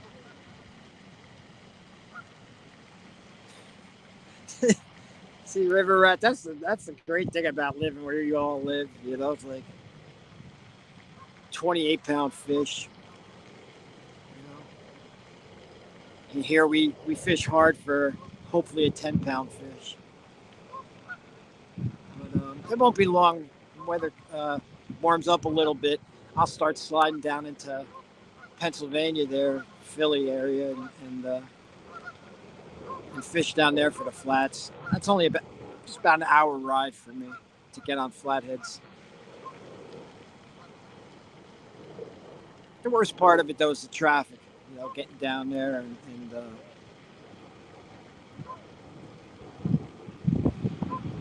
and the area's a bit sketchy too, as far as your safety. But I mean, I haven't had any real problems at all. But you're out there fishing at 2:30 in the morning by yourself. And all of a sudden, the car pulls up. Two people come out and mill around behind you in the dark there. You know.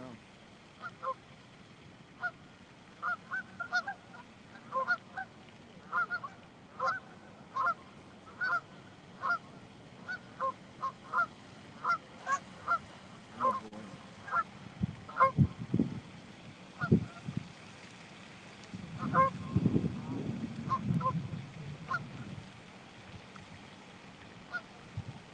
Yeah, I do have Century. I'm right there, and don't get me wrong. I spent, let's see, my kids were small, so I'd say, besides just hit or miss, like now and then in my youth and stuff, there was probably about 10 years or so that I fished pretty hard for the stripers on the surf fishing, and I am entertaining the thought of maybe they should be coming in soon, like real soon. If not, they're probably already getting them, but usually the month of April is pretty hot here, and as far as striper fishing goes, I guess it's like anything else. You've done it so long, after a while, it wanes on you a little bit. But it's basically the same setup. I use the same setup for striper fishing as I do catfish fishing. Sinker, slide, weight, circle hook, and a chunk of fish, and send it.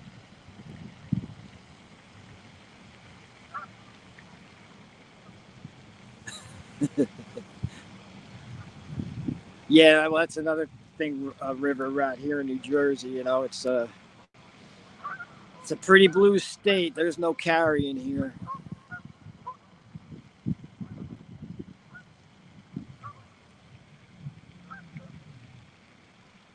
So I can still fight river rat, but I'm getting old.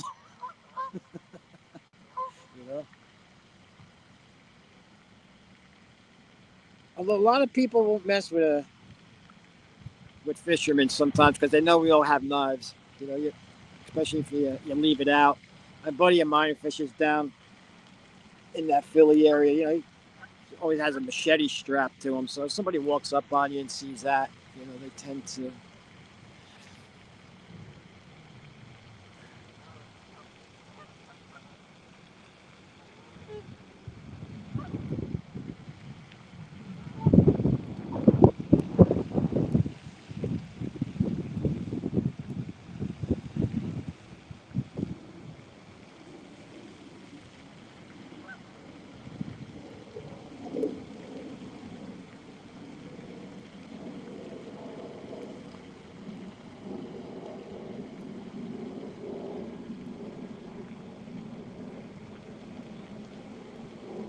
Yeah, pretty sure.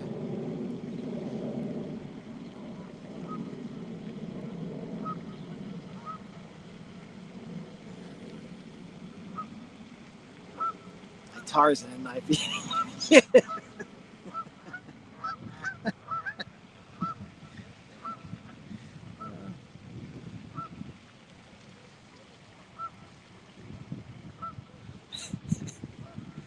River rat. The one thing I like to say is, you know, is like when somebody pushes me, I'd be like, listen, bro, I got no trouble, man, going to prison because like a life sentence for me now at my age really isn't all that long.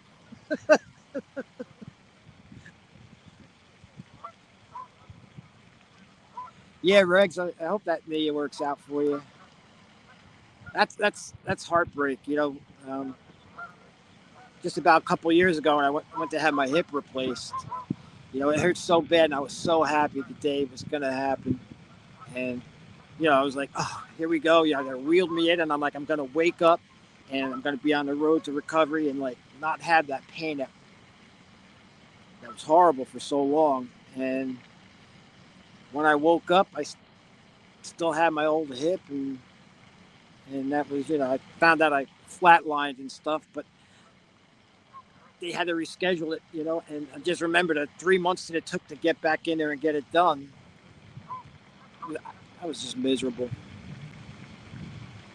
Part of me was afraid it was going to happen again. Like when I went in the second time, and they're like, "Oh no, don't worry, it's going to happen this time." I had very, you know, I had a lot of doubt. I was afraid I was going to wake up again, and they were going to do that to me over.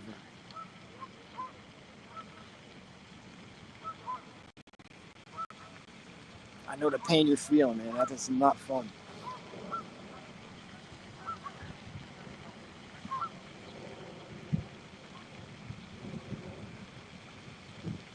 What the hell was that?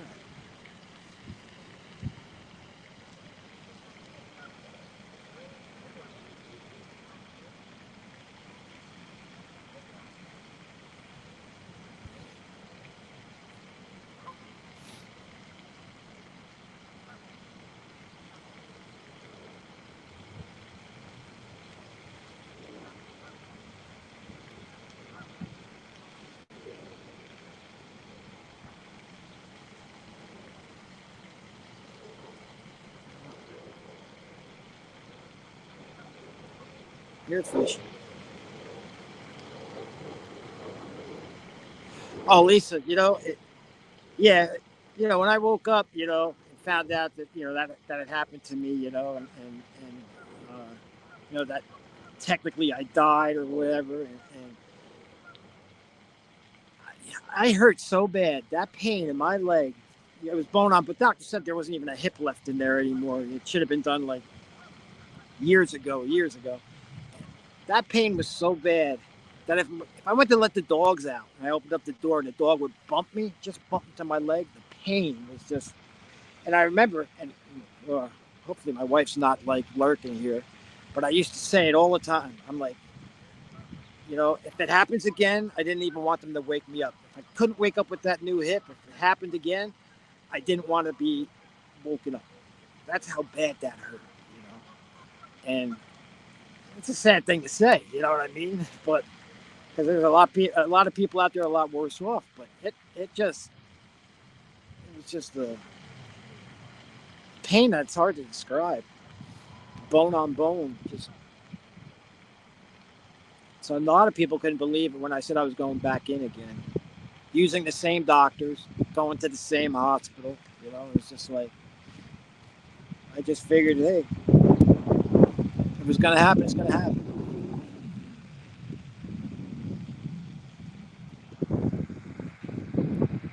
Hey, Jody, I didn't see you sneak in there. I was busy looking for this rare goose.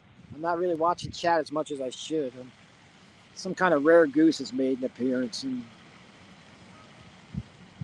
I'm looking for it.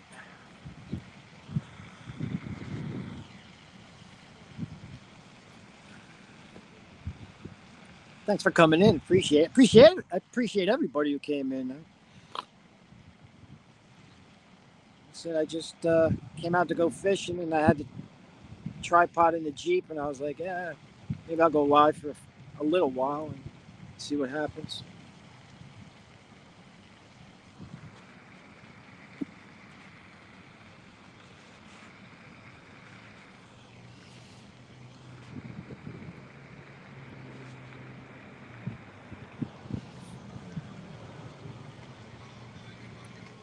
Jody, I was like I said yesterday in your chat that I was on the download trying to watch a couple of lives and had company over. Did you catch yesterday?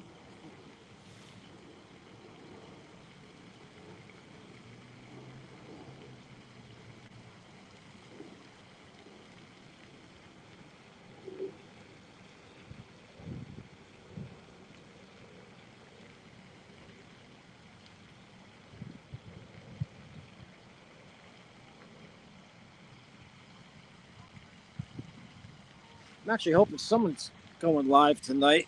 I got nothing or nowhere I need to be, so hoping someone puts on a good live. Oh, the bird watchers are coming back. Let's see if they saw it. Jody the superstar. That's right. Yep. I got two small channels here this morning so far, but I'll take it.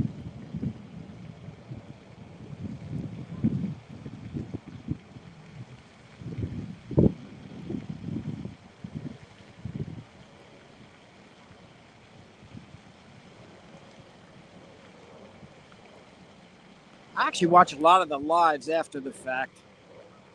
I listen to them when I'm driving at work because I'm in the truck all day.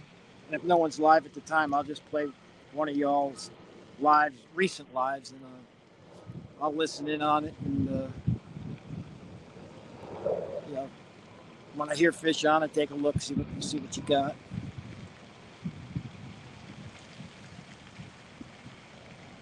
But I think it's going to be 14 and oh, nice. I need those weights in a channel cat version here. Hey, Boogie. 2 channel cats, Boogie. 2 small ones. Biggest was probably 3 pounds. Maybe next time, huh? That was the bird guys. They didn't find the goose they were looking for, but there's some other local spots it might be at. So.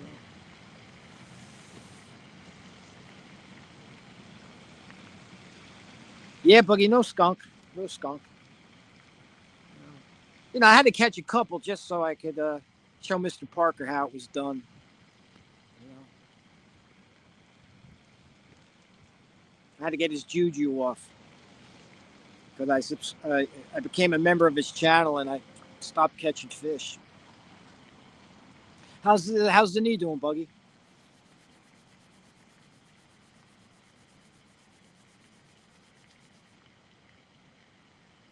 Hey, Outdoors Lives crew, welcome in.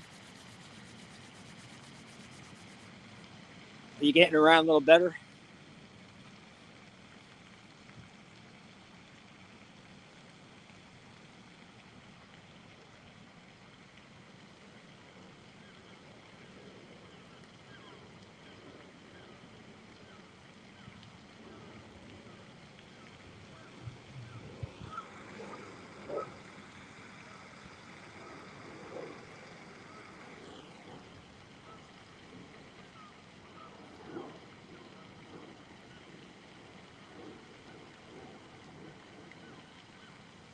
Yeah. Huh?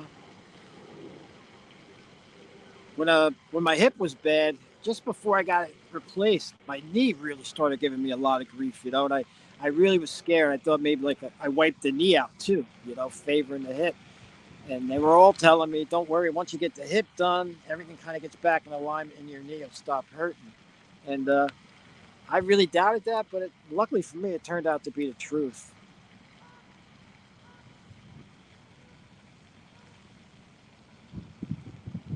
Once I got started doing the physical therapy on the knee, on the hip, the knee seemed to come back around. So I'm pretty good now.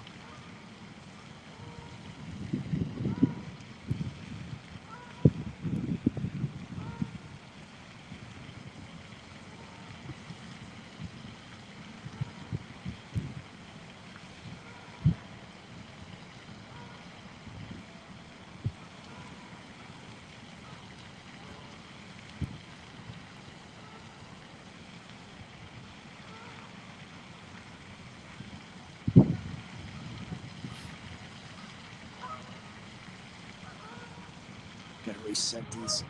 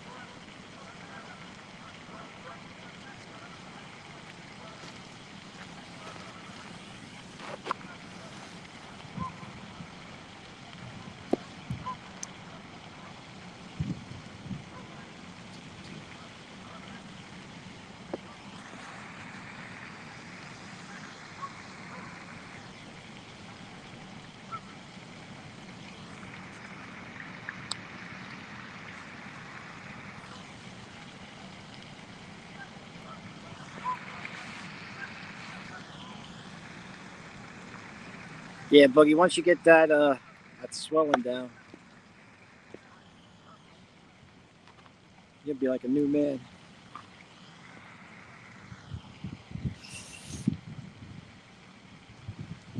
Spin this a little bit more this way.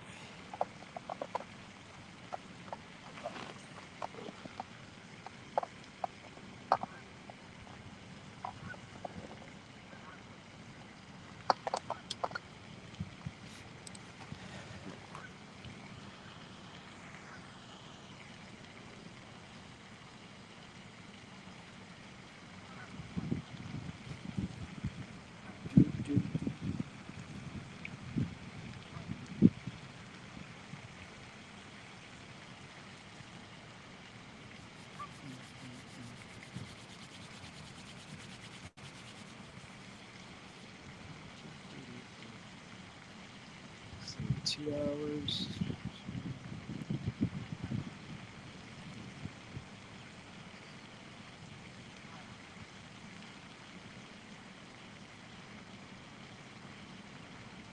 What's it about 10:30 Eastern, 11 11:30 Central maybe. You gotta learn to bring a watch or something else to tell time. Once I'm streaming here, I can't see the time.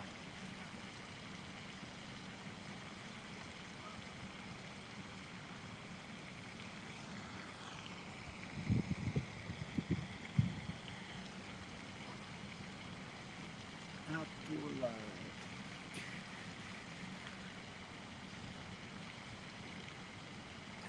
Come on, come on. Oh, that sun feels good. It's probably already the warmest day of the year now so far.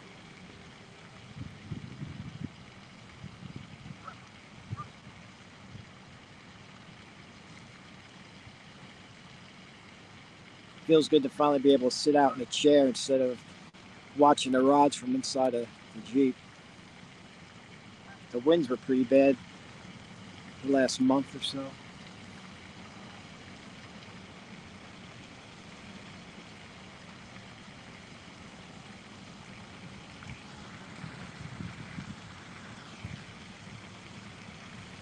$10:18. Okay, thanks. Thank you, Warren. Plenty of time yet.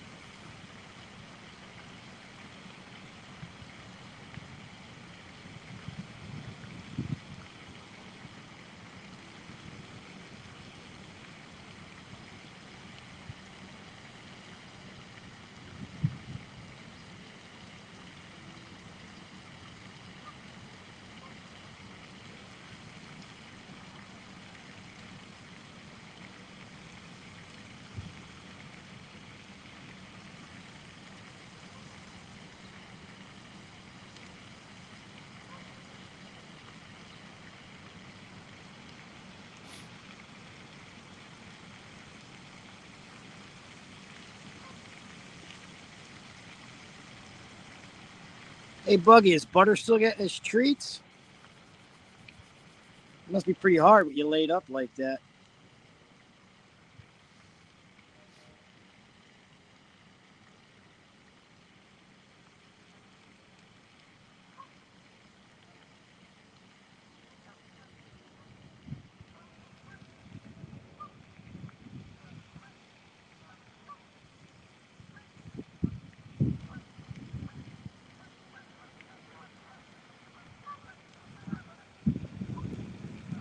Buggy's got a great morning show. It works great for me.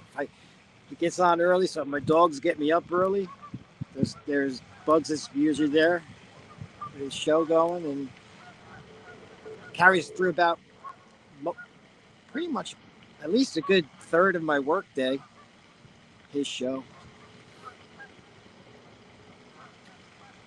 I'm driving, I can listen to him.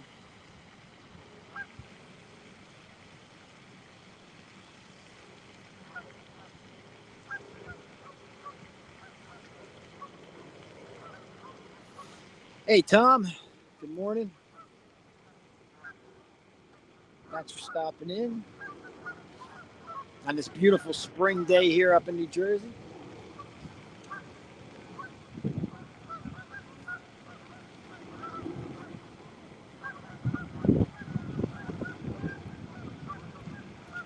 What's up, NJ? I got 2 channels, Jay.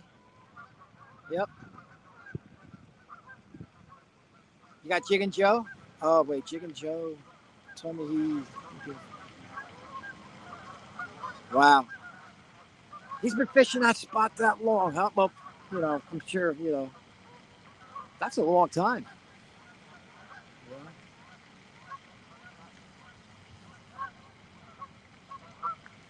Yeah, yeah. You know what it is, NJ? It's that the eels you get at the Asian market. Like when they get them in, I grab I get a couple of them, and I vacuum seal them and stuff. I keep them in the freezer so that you know there's always something. There's always bait. I'd rather use live bluegill or something if I start catching bluegill and start using them for cut bait and stuff. But the nice thing, the nice thing about the eel is, you can let them hit away. That eel's not coming off. So it's kind of a good, I call it like a lazy bait.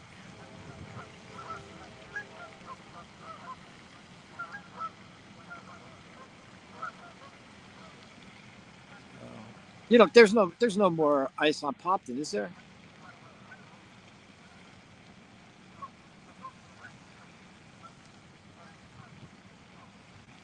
Yeah, the Asian market I go to is in Piscataway, which is about 15-minute drive.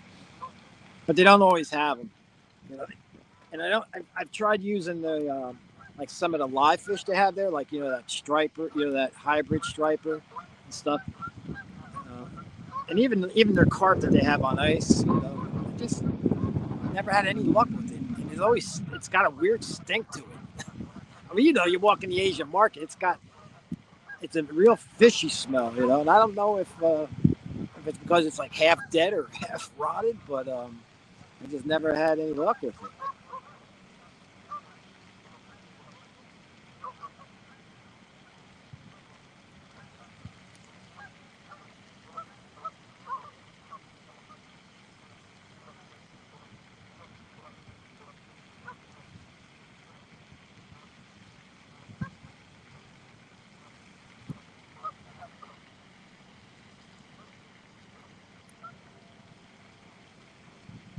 Sometimes I get them when the local tackle stores, like for saltwater shops, along my area in the fall and stuff. For the stripers, they'll have eels. They're not as big as the ones in the Asian market, but I'll get eels from them too, and vacuum seal them.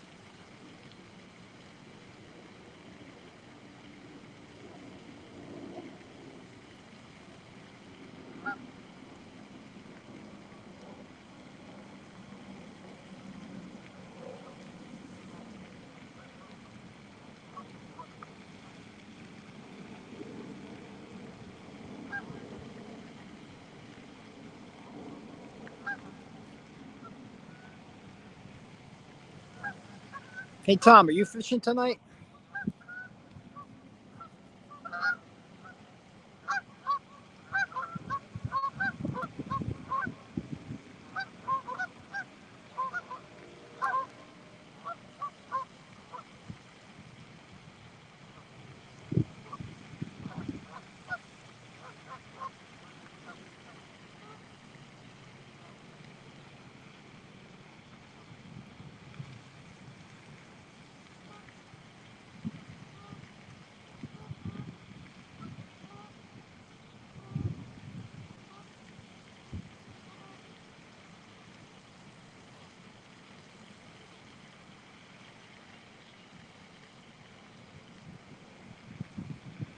Yeah. Yeah, like our bluegill here, I think are still kind of deep. Like as far as trying to catch a few from the shore.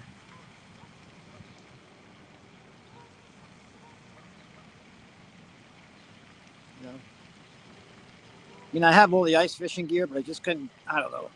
I couldn't bring myself to go out on the ice this year. If I felt this a little bit of an inkling to do so, I would just watch NJ out there on the ice, and I'd be like, nope, nope, No, I'm fine. I'll wait till the ice goes away, you know. But I could have maybe went out on the ice and caught some bluegill, and then froze them for like now. But I have the eel, and the only reason I would want bluegills if I want to fish it cut, like fresh. So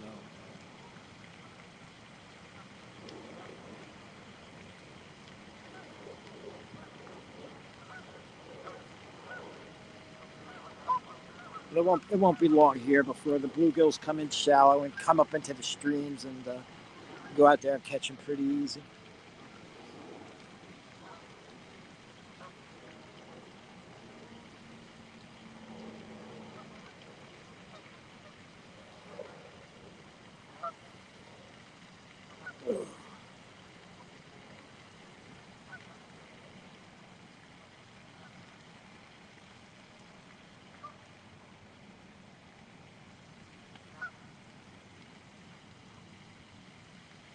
Yeah, NJ. NJ, there's a pond by me, that is all posted up because it's right in the middle of the estate section. But there's a little bridge, the side street goes over this bridge, and I always pull over and I look over the bridge because a lot of people come by and they throw their table scraps in there for the snapping turtles. I mean, they're huge snapping turtles. But I pulled over there yesterday and I looked in, and it was water was kind of muddy yet, but I could see, and I just kept watching that one small area, and I did see carp. Carp are starting to fit around in there. So, but there's no way I could drop a line in there without having somebody give me a hard time about it. So I guess they're trying to get into that warmer water because it was only if it was a foot deep there.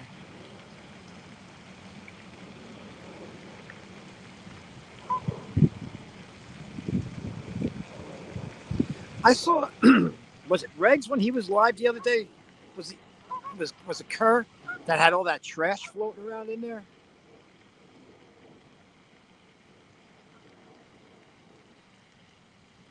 It's like it was Regs' last live.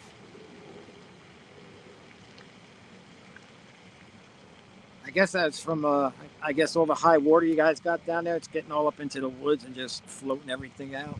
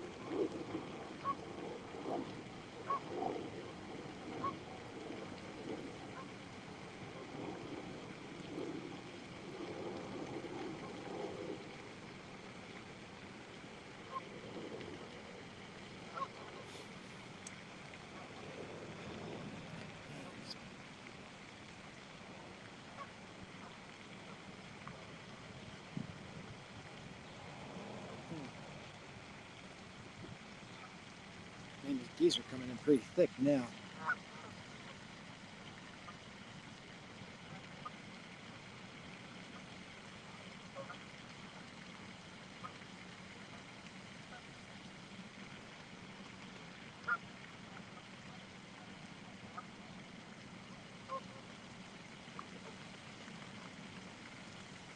Yeah, that's crazy. Wouldn't want to smack something like that with your boat.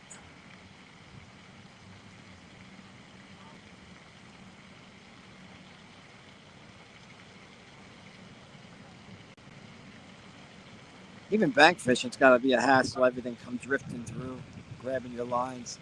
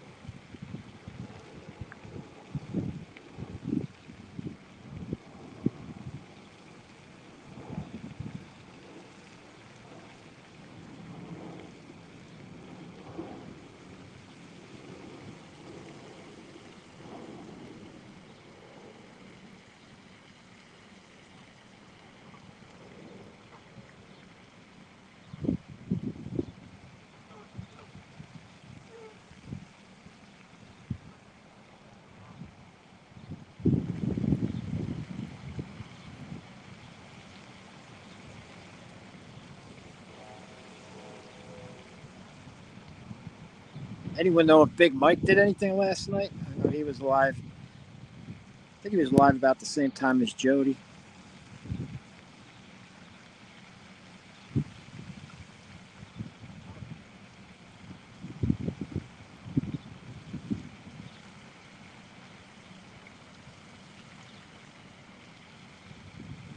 Picnic benches also. Yeah, everything floats.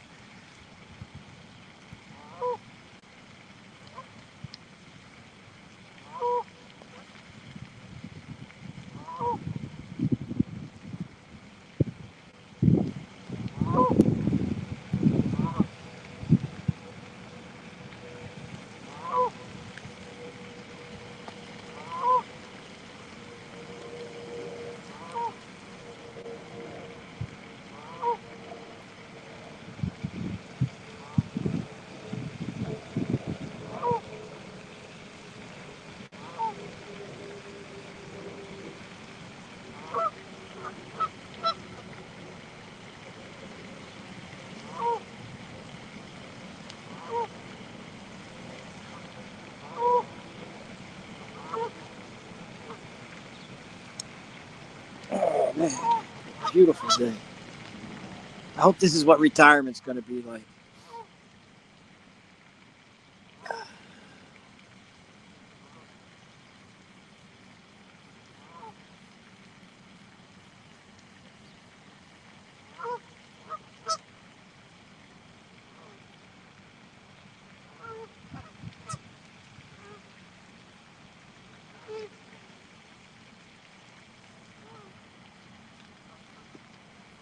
Wish I could get another fish for you guys. It seems it's about like one an hour.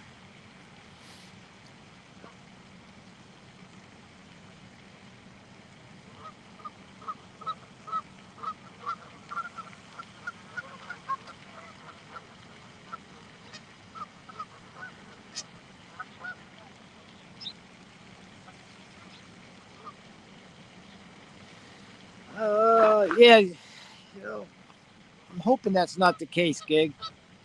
I'm lucky. One of the few people.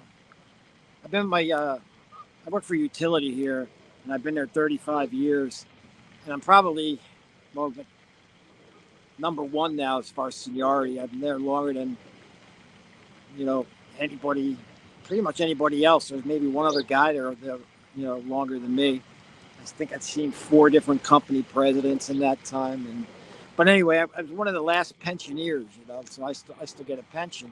And when they did away with that, I think it was like in 2020, any new hires, they didn't get a pension anymore, and they just had to, do the 401k plan that the company came out with.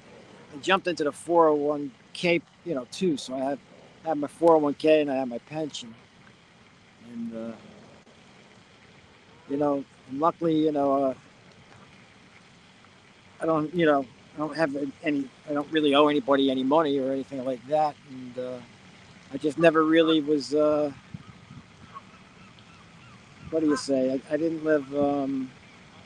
I like living a pretty much a simple life. Like I never really took vacations anywhere fancy or anything like that. I just did what I like to do, and that's fish, and hike with my dogs, and live within my means, I guess. Um, I mean, I just bought a new car only by necessity, and I didn't get anything crazy. I got a little Honda, but I don't even use that too much. My wife pretty much runs that around because I still like to drive my Jeep Cherokee that I've had for 25 years. Yeah.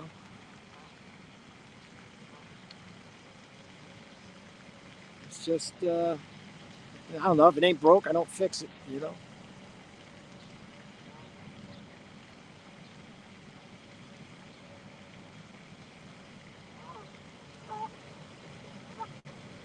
And pretty soon I'm just about at that age now that where, like, if I can't eat it, I don't buy it.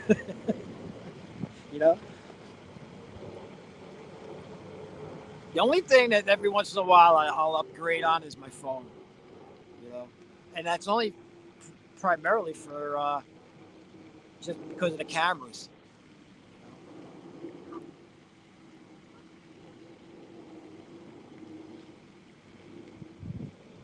You know, I'm a little older. I'm 60, so like I kind of miss that whole gamer stage. You know what I mean? I got friends my age and younger that are into the gaming, have the game systems and all of that, and never really got into that.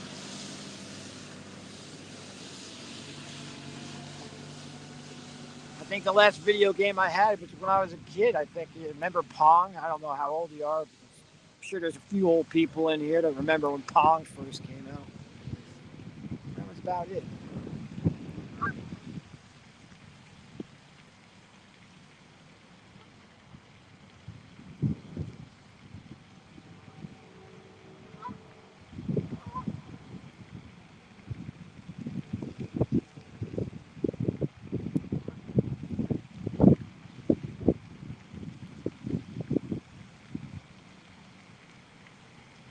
Okay, do me when you get a chance later on or whatever. If you go to my channel, man, and just drop a comment on one of my shorts or anything, and leave a comment. That way, I can go back into that, see your comment, and from that comment, I could wrench you in.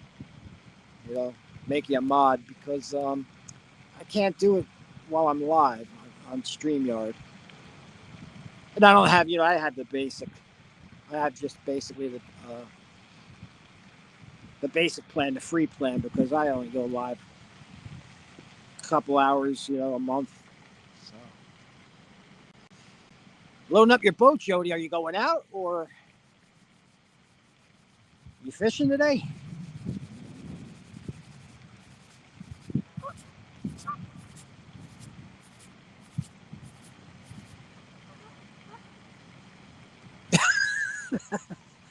Be, be nice, 50 Cent.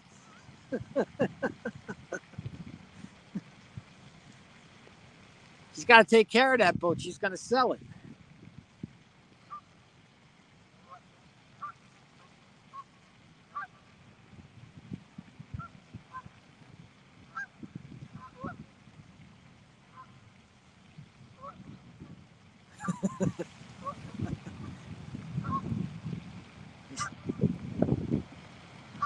You still working on getting that new one, Jody? Is it coming anytime soon?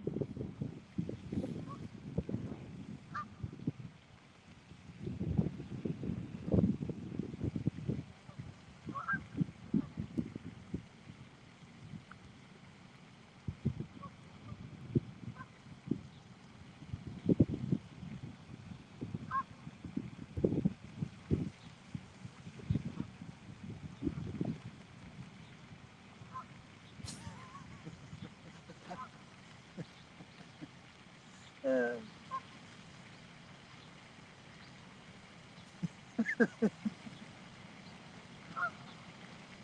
uh,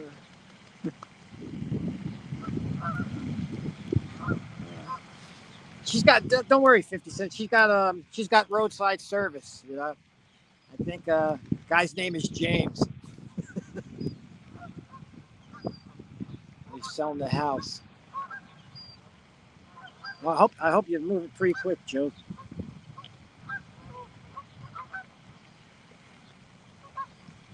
I know houses up in my area, they go fast, and they ended up going for, it's a seller's market. People fight over these houses. Next thing you know, they list, and the homeowner ends up getting 50 grand more than they were looking for.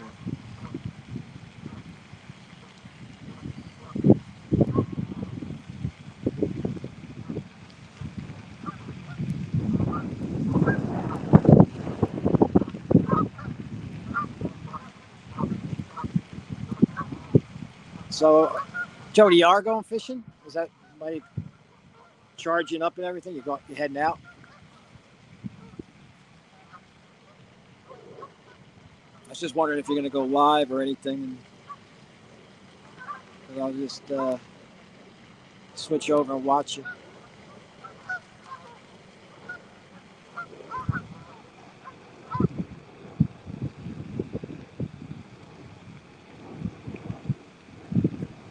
Oh, yeah? Are you close by 50 Cent?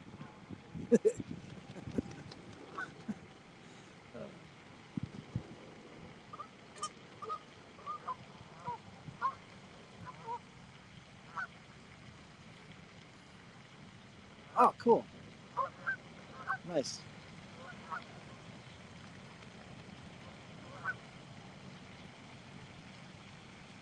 Yeah, I'll keep this.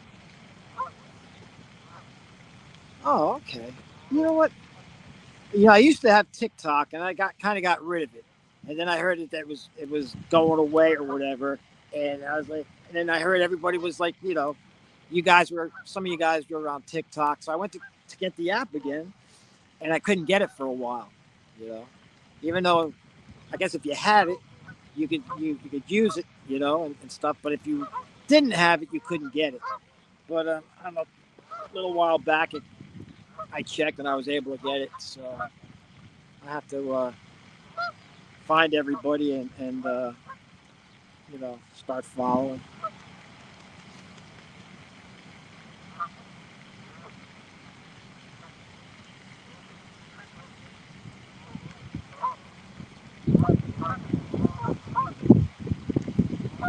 Hey, Fresno, you out fishing? Chasing them carp? Yeah, I can. I know, Jody. I can now. So because I went back, I think it was the day before yesterday, and I was like, oh look, I was able to get it. And actually, when I think I got the app again, and when I signed back in, I'm pretty sure the few little things that I did have on TikTok from years ago was still there. So, but I don't do much with it.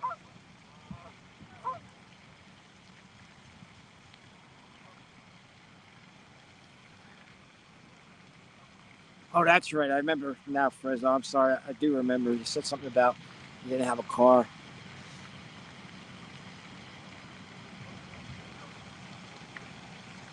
I remember that.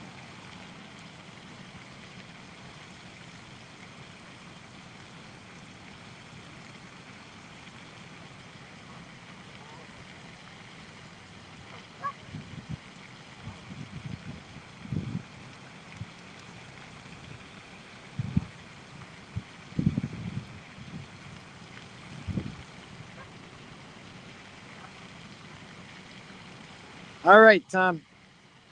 Catch some bait. Yeah, Fresno. I got two channel cats here. That's all that's here, and I got two small ones. Nothing as of. I don't think anything in the last 45 minutes though. I'm using eel for bait.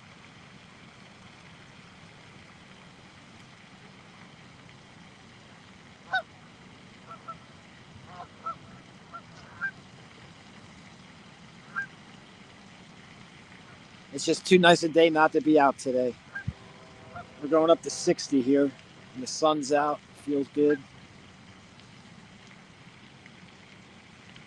It's been a tough couple months here, weather-wise. So. And tomorrow we slide right back again. I think it's supposed to maybe hit 30 tomorrow with 40-mile-an-hour winds. So they say the real field temp is going to be in the single digits again tomorrow. So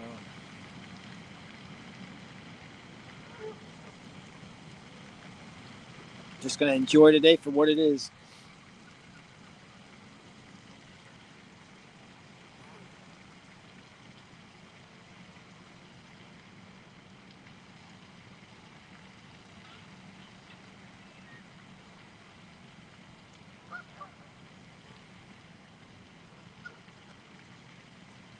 Yeah, we got bullheads here too, and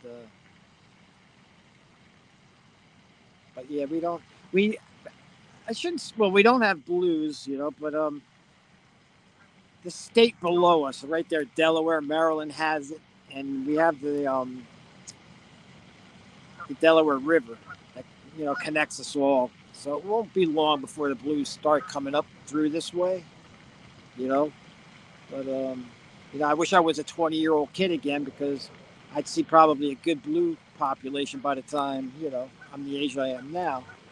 But we do have some flats in a few spots, and luckily I'm in a spot where I live is maybe 25 minutes from that.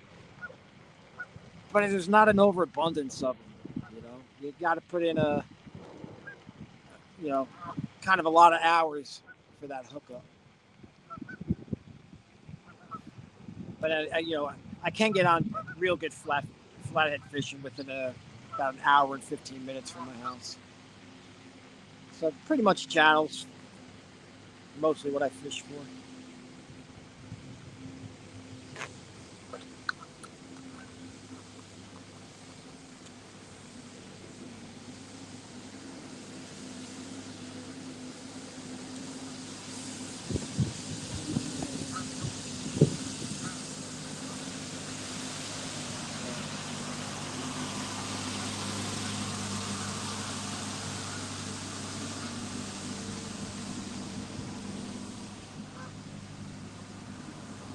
We have a lot of bullheads, in our ponds and stuff here, but I kind of try to avoid them if I can, unless I want them for bait.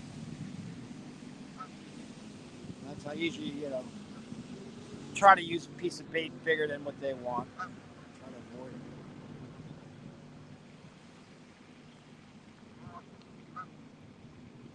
I'll tell you one thing. I'm pretty, after watching all y'all on YouTube and stuff, I'm pretty glad we don't have that gar. That seems like it messes up a lot of the bank fishermen down there,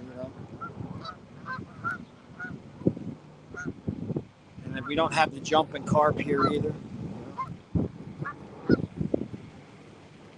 That seems to me like it really could put the damper on a good fishing trip.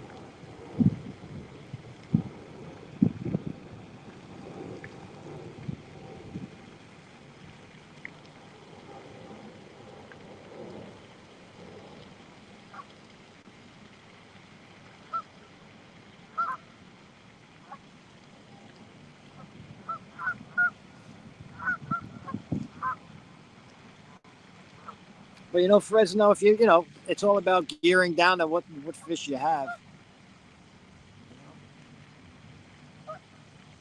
I don't mind catching channels at all. Especially, I notice there's a big difference in the channel cats that are in the rivers as opposed to like the ponds. Those river cats will give you a good run. It's a nice setup. Yeah, thanks, man. Anything? Yeah, I got two. Okay. Yeah, two small channels. Okay. So, yeah, I got tired in the wintertime. I fish a lot in the winter as long as there's no ice. Yeah. And you can't get the regular rod holders in the ground, or exactly. Like here, it's pretty rocky. Yeah. So I just, that's a great idea. When we were locked up in the snow, for the last 2 months, I sat in my basement. I'm like, I need to make something. That's cool. I did mess up though. The first time I made it, I had it so the rod tips were straight up. Okay. And it didn't take much to topple it. Gotcha. By the 45-degree angle, doing it that way. Oh, right? Yeah, perfect. Yeah, our wheels are always turning, right, man? If you can't fish, you're like, what can I do fishing related? So I was like, so let me do this. It's pretty good. Throw it in the back of the Jeep or the car. Yeah, And, definitely. This is like growing up. This is my backyard, man. oh yeah. I grew up right off of County Avenue. Okay. Yeah. So. Yeah, I only recently found this place, through like Google Maps. Just maybe about 6 years ago. Okay. There's some other guys I see here that've been fishing here their whole life, and they would tell me about it. Oh yeah, man. Great largemouth in here, they say. Dude, the largemouth in here are insane. It's always been like that. I've caught 20-pound carp out of here. Yep. I've gotten channels up to about 10 out of here. The other half of the pond used to be here. Yeah, I heard that. Yeah. It was a peninsula, dirt road that came between the two, and there was a beach over here. Oh, it was phenomenal. I wish it still was there. The times we used to have. That like if we wouldn't go home when we were supposed to, our parents would come down here to looking for us. Yep. We'd have forts built, campfires, skating on the ice. Yeah. Yeah, I like it here. I usually don't come on Saturday. I usually come Sunday because Sunday there's, the whole development here is dead. Yeah. And if I come early enough, usually I'm out of here by now. I don't see another soul. I fished once or twice at night here, but I didn't know, if it gets sketchy here at night. If the kids come back here and mess with you, Yeah, I mean, I don't know about now, but I mean, it's always been safe. Yeah. Yeah, but I tell you, Good, yeah, man. Big catfish in here, big largemouth, big carp, crappie, nice sized crappie. Yeah, and then I started fishing here, like I said, back about 5 or 6 years ago. Then they developed this, like they kind of, that's nice down there. That's good, like on a rainy day, you get up under the rain. I think they used to have one here for a short time, didn't they? A round one. Yeah. And they did away with that. And they put that up. Yeah. I think that got fucked up with Superstorm Sandy. Oh, so they took it down. Yeah. You ever have the privilege of reeling in a nice snapper? No, not yet. I hope not. I tell you, when I was, I've seen a few of them the past couple of years. When I was a kid, they were the size of manhole covers. They were fucking huge. Giants. They're dinosaurs. Yeah. 100 years old at least. Put it this way: when I was a kid coming down here, these tracks were still active. If you were on the tracks doing your thing and you heard a train coming, get off. A little earlier this morning, they had I'm sitting here fishing, and a couple cars pull up. And these guys get out, and they look like photographers for the NFL. The long lenses. Okay. And I'm like, boy, there's supposedly within the last week or so here, amongst these geese, is a rare Arctic goose that has been hanging out with these geese. I was going to say bird watching. Yep. Probably, Yep. I think he called it like a roost stick, something, but pretty wild. It's just so funny, because I'm like, they're looking at me like no interest in what I'm doing. I'm looking at them like no interest in what they're doing. I couldn't care what kind of goose was in this pond, Man, back in the 70s and early 80s, none of these warehouses were here except that one. Yep. And it was just all meadows and dirt roads all the way down to the Hackey. And you wake up on a weekend and all you heard was 12 gauges going off. The pheasant hunting down here was phenomenal, man. Oh, it was great. Yeah. We had a place, I'm from like the Edison area. Okay. So we have a complex like this, Raritan Center. It's all. I know where it is. Okay, Raritan Center. Yep. Now there's little ponds in there too, but you can't get in there. They won't let you fish them, But in my town, we had a train station, like every other town. It was called Metro Park, and it was all when I was a kid, it was all farms around it, and you pheasant hunt it and all that.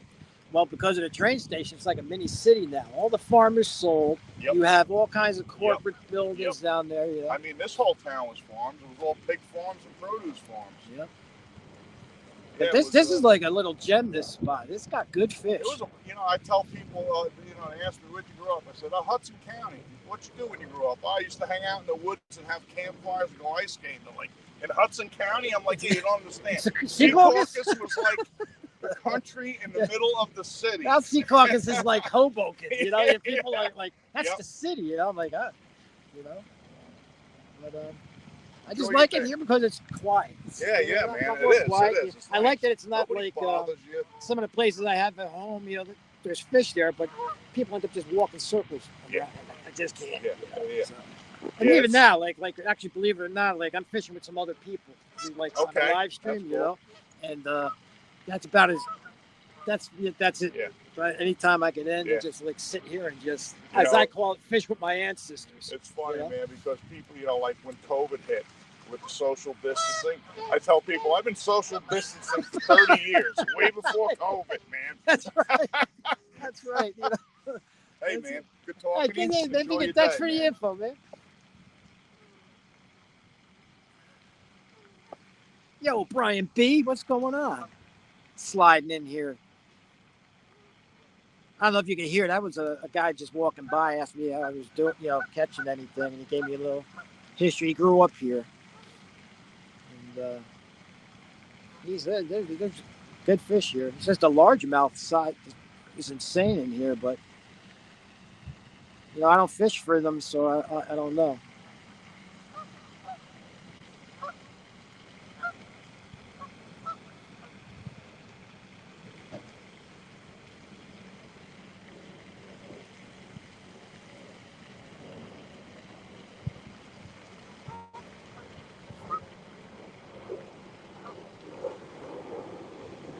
Yeah, Fresno. Just scrolling back here. Yeah, our channel cats don't get big here. It's not like Wisconsin. Our state record channel cat was, I think, caught in the 70s. And it was at a Lake Hopatcong here. And it was, they say it was 33 pounds. And I mean, it's certified, it's the record. But I saw a picture. There's not many pictures, but the pictures I have seen of it just doesn't hit me as a 33-pound fish. But our average, is anywhere from a pound and a half, like eater size, to, maybe 10. A 10-pound channel cat in here is you talk about it. Now the Delaware River does have them a little bigger. That borders, New Jersey and Pennsylvania. Being a bigger, river, there are some bigger channel cats out there.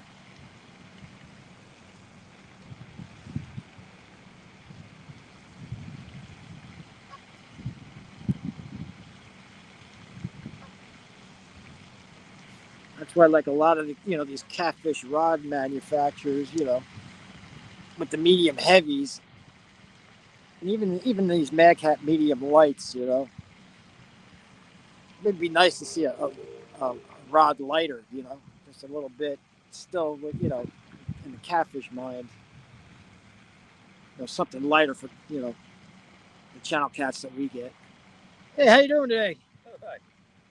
How you been? All right? All right. Yeah, you got a new rig, huh? Yeah, I got tired of trying to get rod holders in, especially in the wintertime when the ground's frozen. So I just made a little sawhorse up, and works pretty good. Good. How you doing? Anything? Yeah, I got two. Oh, yeah? Two earlier, nothing big. But, after all the ice we've had, it just feels good. Like today, I can't believe it's. Oh, beautiful. My clothes are actually warm, It feels good sitting out here in the sun. Yeah. But it's supposed to change again tomorrow Yeah, it's supposed to drop down. and get windy again. It is beautiful. Got to take advantage of it. Yeah. Won't be long now. This time next month, all of that cold weather will be behind us. Yeah. Gotta get through this. What do you catch? Catfish, maybe? Yeah, that's all I try for, But the gentleman that just stopped before, he was talking, grew up here. He says there's real good largemouth bass in here, and Everything's a couple of he says carp. He says he's seen carp 40 pounds come out of here. And, Yeah, you never know what. yeah, you never know. And you know what? Call it fishing. And then you never know. People throw things in where they shouldn't be. So, you can catch something that's not supposed to be here either, Yeah, Yeah. From the old home tank, Yeah. Oh, it's an alligator. Yeah. Yeah. Oh, yeah. I think almost every park pond in the area has had an alligator once or twice. They small one, but somebody must have had him as a pet and put him down here and put him in. I mean, it'll make it through the summer, but come winter, it'll die. You know. So. And it gets everyone in a big stir. Oh, The yeah. police will be chasing. Well, good luck. All right, so you have a great day. Nice to meet you. Hey, listen, I wanted to ask you. I know you gave me the name of that guy that makes those guard holders. Oh yeah, his name was Rod, Yeah. like Rodd. Yeah. Last name was Hember, but he kind of gone quiet, over the last couple of years. I think it was he made a good product. He had a great rod holder, Yeah. and he started getting a lot of orders. I think he got a little overwhelmed, Yeah. and then he had, I guess he trusted people or something. I don't know. Maybe he gave people some and they didn't pay him or whatever, and he just kind of fell off. So, but I'll tell you, I'm glad I got him because they last a lifetime. I'll end up giving them to someone when I'm done. So, all right. So have a great day.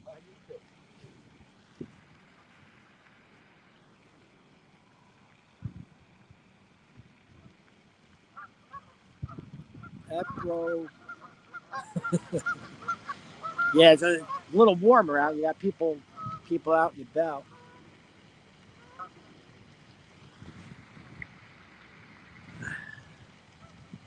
Brian, is it true that you don't fish anymore? I don't know. I've been in a couple lives, and I mean, I'm not trying to cause any trouble or nothing, but you know,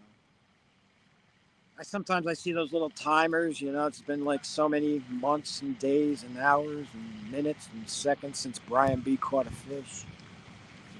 I can't believe that'd be true.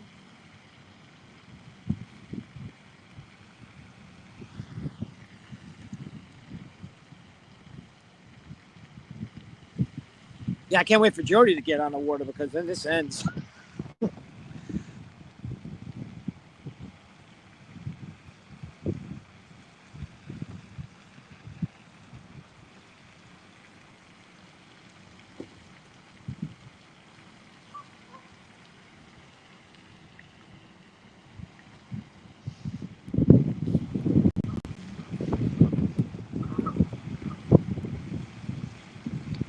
Winds are starting to get a little stronger.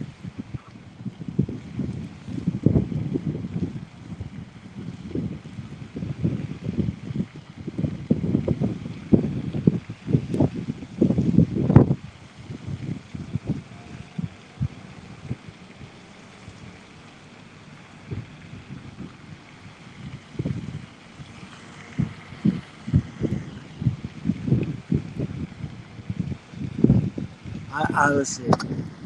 I don't know, Gig, but ending in PHILE, I'm thinking can't be good. Anything that ends in aisle can't be good.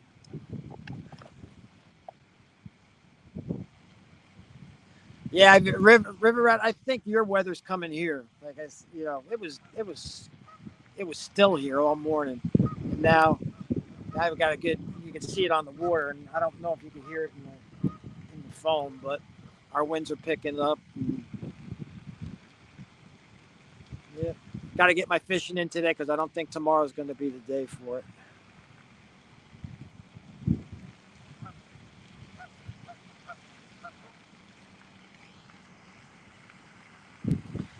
See, I'm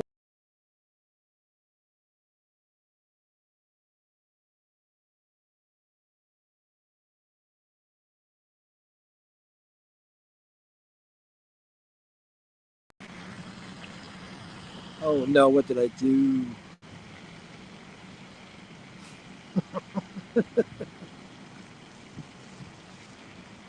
Oh no, what did I do? Somehow I touched something and I flipped the cameras around.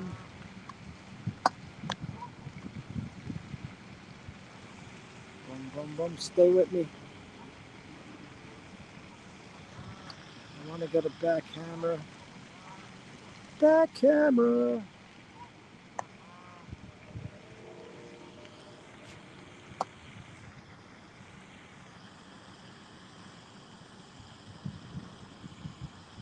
Okay, I'm back. Hey, half century. You know what this reminds me of? When I used to watch Steve coach. You know, he'd be watching and he'd go to touch something, and next thing you know, he'd be gone. Uh, I don't know what I did. I just went to scroll chat, and I was gone.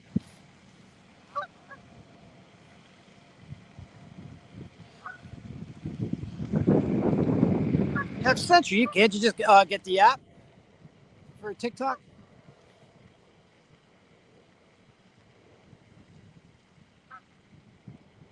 Careful though. It's like just another rabbit hole. Once you start looking at it, next thing you know, it's 4 hours later.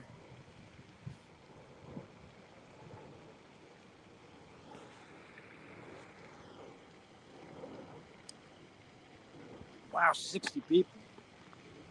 That's a lot.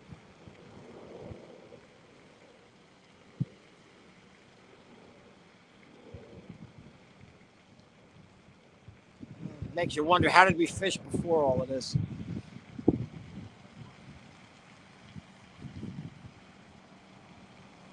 Half century. I was telling Smokey earlier when I first went live. I'm like, I like to, I like this. I like doing this and chatting with everybody. But then I like to, end it, and then I'll still fish for a couple hours. I call it fishing with my ancestors. You know, I turn off the phone, nothing. I even throw the phone back in the car, and I'll just come out here and watch the rod tips and disconnect. Think about all those guys and relatives and stuff that are no longer here that were the ones who got me out. Who taught me all of this stuff. Then I jumped back in the old Jeep and stop somewhere and get a cup of coffee and enjoy a nice quiet ride home. Hey, is River Rat still in here? River Rat. I've been meaning to show you this. Hold on a second here. I gotta pick up the camera, spin it around. Hold on, stay with me. Now, River Rat, I go by Jersey, right? But for years, there's my license plate. And actually, when I got the plate, I got a little rat in the middle of it. That's just a decal I put in there, and until this day, the law hasn't caught up with me. But that's it. That is my 25-year-old Jeep. I've had it since day one, and it's taken me a lot of places.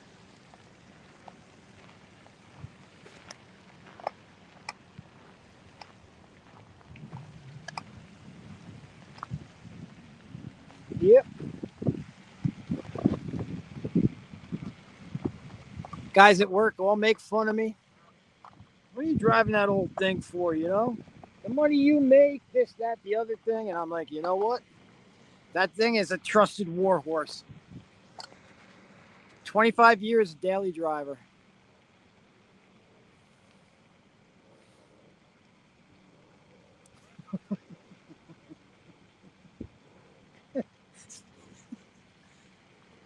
I'm not cheap. I'm just frugal. That's all. I love that Jeep. And I didn't show you, but the inside the Jeep years ago, the headliner all fell out. So I stripped it all out, so it's just bare metal. And then all the decals I ever come across, including all of those from y'all from the community, are all stuck on the inside of the. It's my new headliner. It's just all decals cover that whole interior.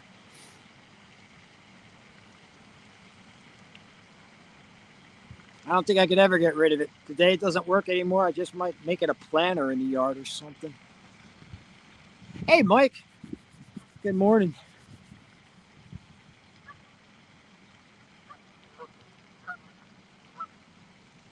Oh, yeah, I could go for a cup of coffee. I didn't bring anything out with me.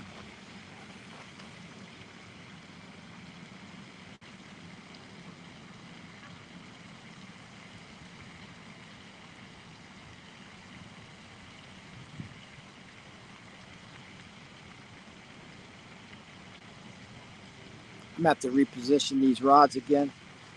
Maybe I can find something, find a sweet spot.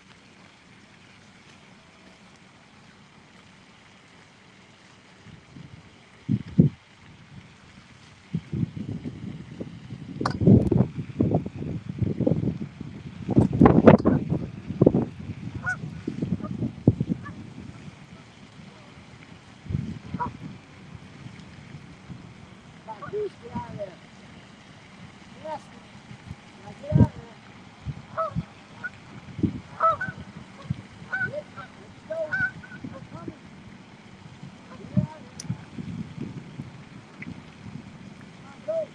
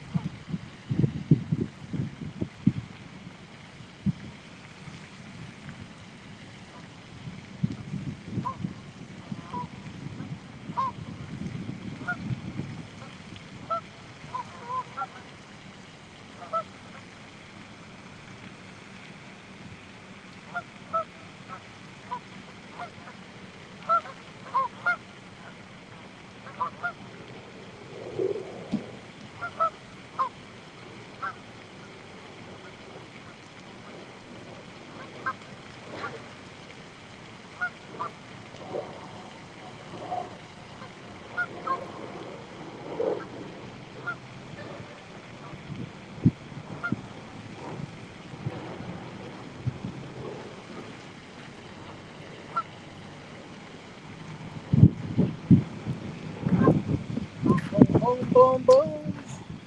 Bang, bang, bang, bang. Let's see what we got going here. Sorry, I thought I heard a snake in the grass over there. I had to go take a look.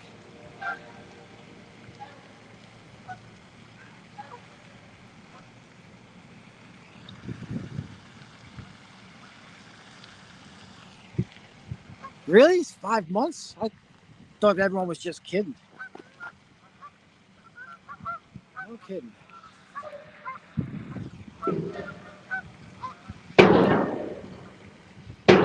Oh, dump truck trying to smack the load out. Brian, you fished the DC area? That was your turf, right?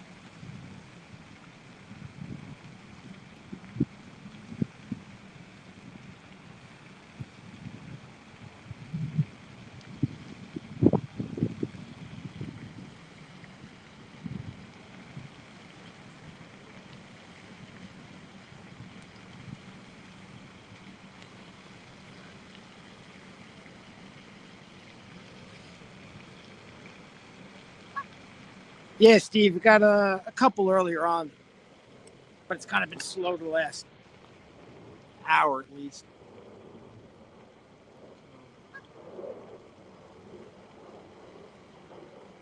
Tyler show up?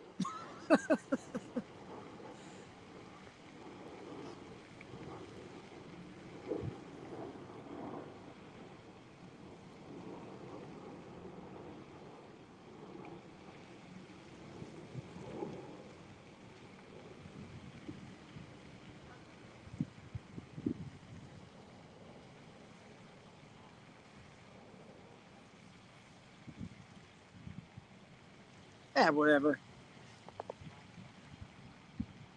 It's all good. I wanted to fish today anyway. It's beautiful out.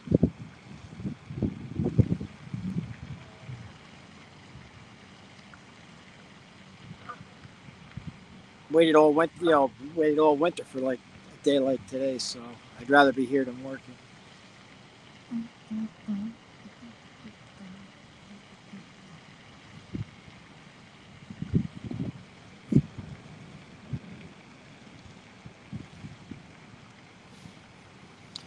Oh.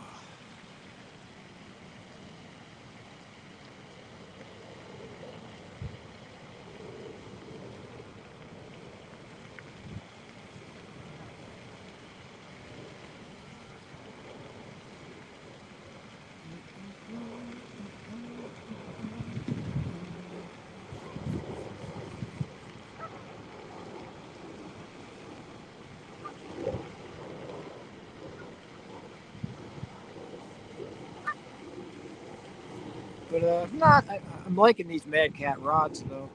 I thought they'd be a little bit too much rod for like what we have here, but actually they're pretty good.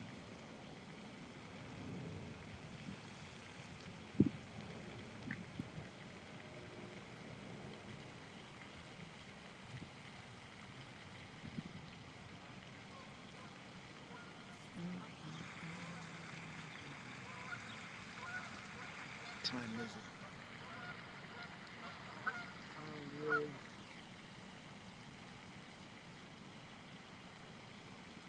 Give it a few more minutes.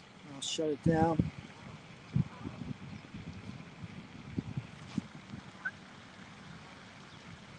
Hey, right touch of fishing. What are you doing? Yeah, we had two.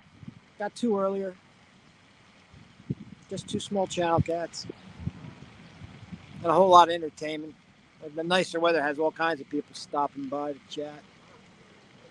We had a search for a rare Arctic goose that supposedly was here. Bird watchers all came swarming in to try to get a glimpse of this elusive Arctic goose that has been hanging out with this flock of geese. They gave it a try. They sat here for about an hour or so, and stomped all around the marshes back there, and came back empty-handed. They didn't get a sight of the rare goose.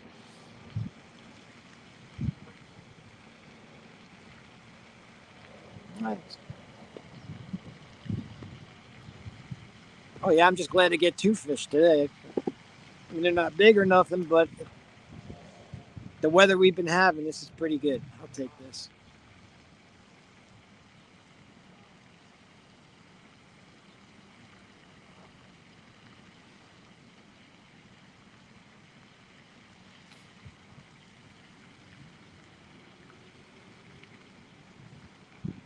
Be pretty good in a few more weeks when it really warms up and switch back over to night fishing.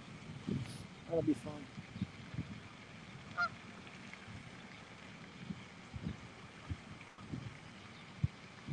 But we've been out here a little over 3 hours now.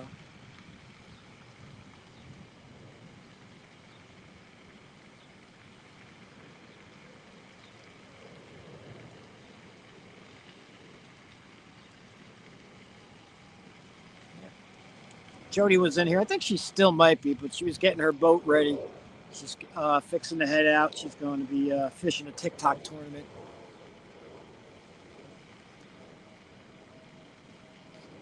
She's fishing a TikTok tournament, I think, with 60 other people, I think she said.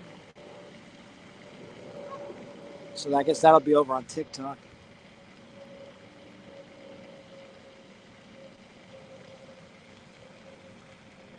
Yeah, it is nice here. You know, it's quiet. It's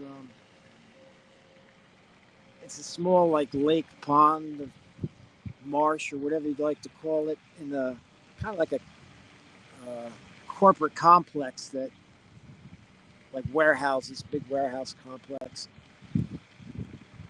Doesn't see much traffic on the weekends.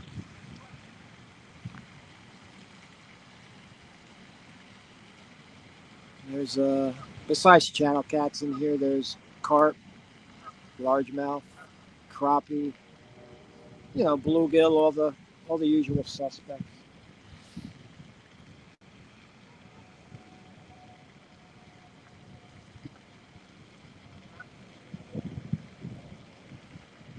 It's a it's a nice place to come. Like if I don't want to devote a whole day travel somewhere, you know, it only takes me 45 minutes to get up here. Easy ride. And, I'll usually come on a weekend. Maybe fish. Usually fish till like 10, but I'm gonna stay a little later today because it's so nice. And maybe about noon.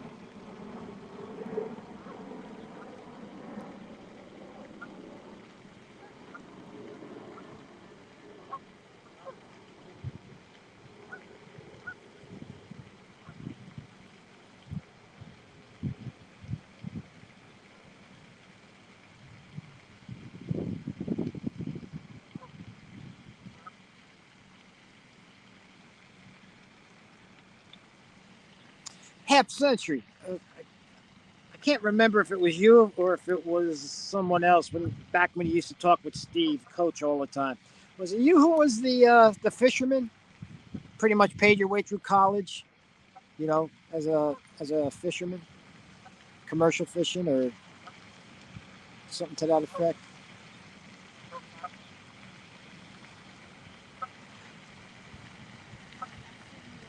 Oh, good. Mick didn't blank today. Awesome. I'm glad to hear that. I was in I was in the chat early this morning around 5 o'clock when you guys first went live, and then I came out here. So good. I didn't blank. Mick didn't blank. It's a good day. I actually like following you guys over there in the UK. It's just different than what we have here. Yeah, I thought so. Half century, man. I tell you, man, I do miss those lives because there was some good conversation. I remember saying I remember you saying that basically you lived most of that your life during that time in just shorts, no shirt, no shoes, just living the life. 10 years, no kidding.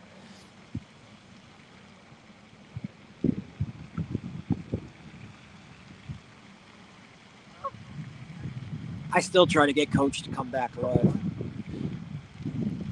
Like he sent me those pictures yesterday of the stuff he found when he was metal detecting. I was like, Coach, man, just get a bunch of that stuff together and go live at night, right at home and show that stuff off. It's pretty interesting.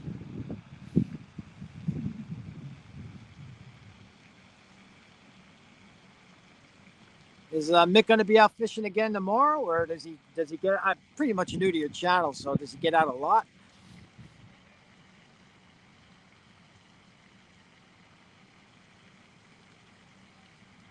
I'm gonna go back when I'm done here. I'm gonna go back into his live and check out and see what he caught and drop a comment.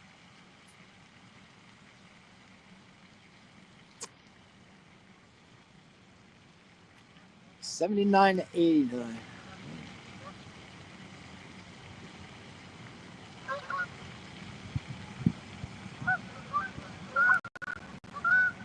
$19.89. That's the year I came back to the States. I got out of the service in '89. Spent a couple of years over in Italy.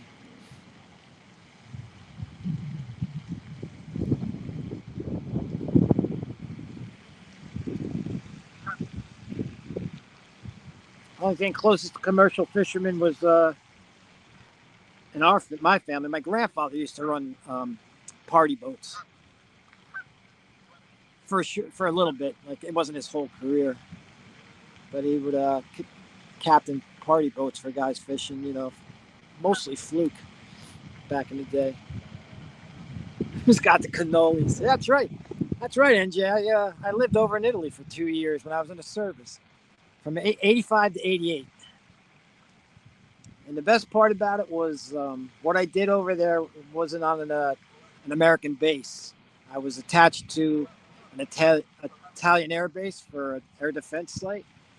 So there was no barracks for us. They just gave me supplemental rations, and basically it was a day job, and I lived in town. I had a little apartment in town, lived with the locals, and broke the bread, drank the wine, and dated the girls for 2 years. Didn't become fluent in the language, but learned enough.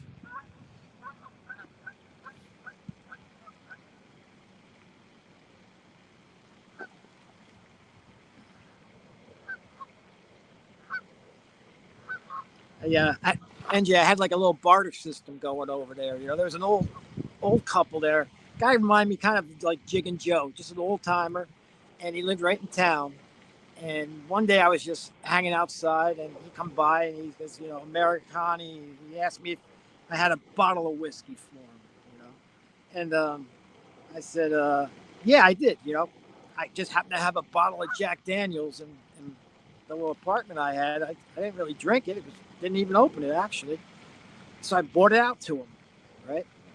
He gave it to him, and off he went, The next morning I wake up, and when I open the door, I hear something clinging around, and there was a sack, hanging off my doorknob with 3 homemade bottles of wine on it. He make his own wine like everybody else over there. That was some of the best wine I ever had. So for the remainder of the 2 years, he would get, I didn't smoke either, so I had a ration. You got 4 cartons of cigarette a month on a ration card, and I forget how many bottles of liquor. Beer you could buy anytime, but liquor, like Jack Daniels or whatever, probably it's about the same, maybe 4 bottles a month. I didn't use any of that stuff, but I always went and got it, and then I would give it to him, and then I would always have bottles of wine. So it worked out pretty good. Now I know the old timer. I never saw him smoke, and I'm not even so sure I ever seen him drink the whiskey. I think he was using that to basically pay everything else he needed to in life. So we had a good system going. You know, I kept my man running. You know, and I'd get all this great homemade wine. And one day he comes down and he invited me to his house. He wanted me to come down. I met his wife, you know, Pippi and Maria. I never forget him. I got a photo of me with them at home. And, you know, I went down there to have dinner. And I go in his yard and he grabs a chicken, lopped its head off, and gave it to his wife. And she cooked it in, you know, inside. And the stove was no gas or nothing. You know, they threw wood in the stove to make heat. And they cooked me a chicken dinner, and we sat there and, you know, broke bread, drank wine, ate the chicken out of the yard, and no better life. No better life at all.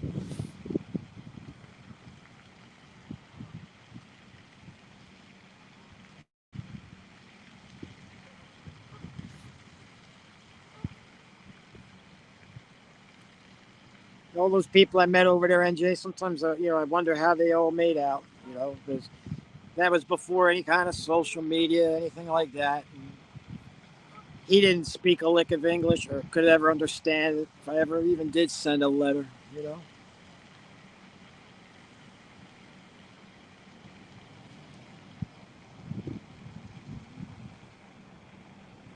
There's a lot of people like that I met over there, and when it came time to come home, you know, I got information. I got like phone numbers and I got addresses, and I got back to the States, and after, you know, 2.5 years of living over there, never locking my front door, I come back to the States and I get to Fort Dix, New Jersey, and I have all my stuff. I get up in the morning and I in the barracks and I go down and brush my teeth. I come back and somebody robbed everything, took everything.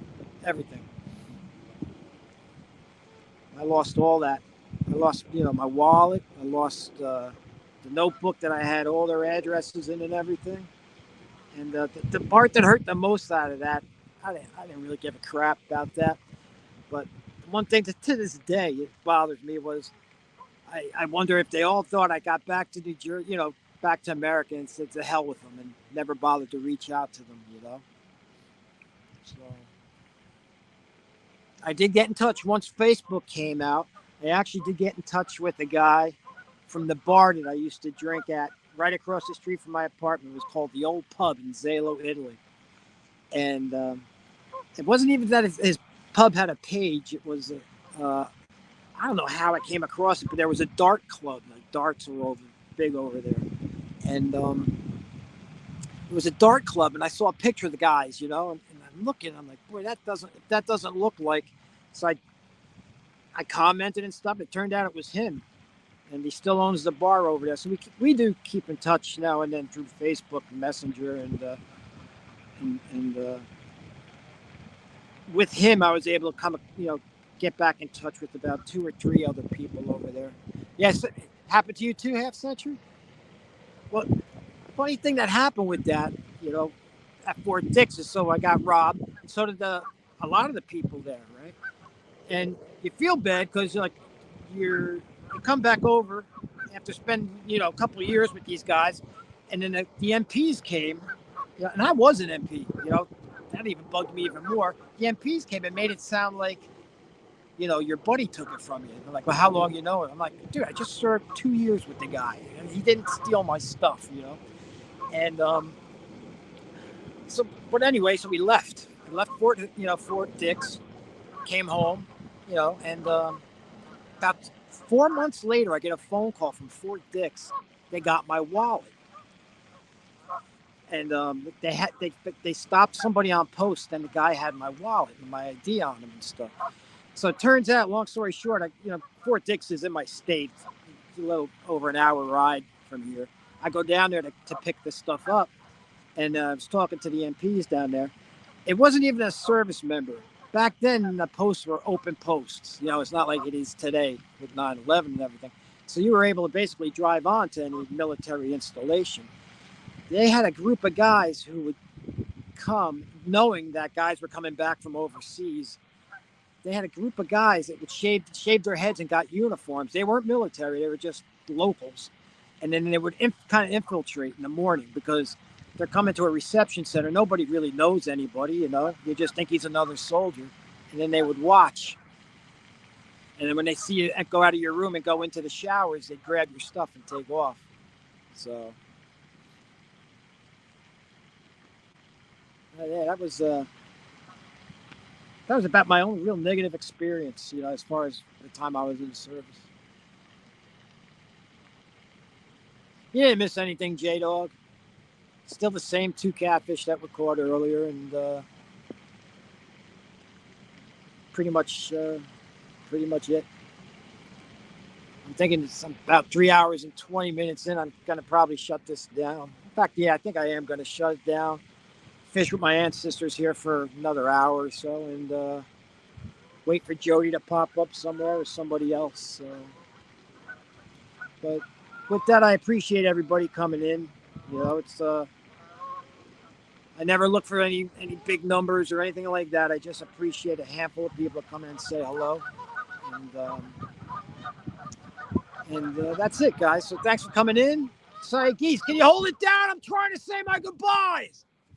Geese around here. Should bring a shotgun next time. Oh, strike that. But anyway, thanks for coming in, everybody. And remember this one simple thing.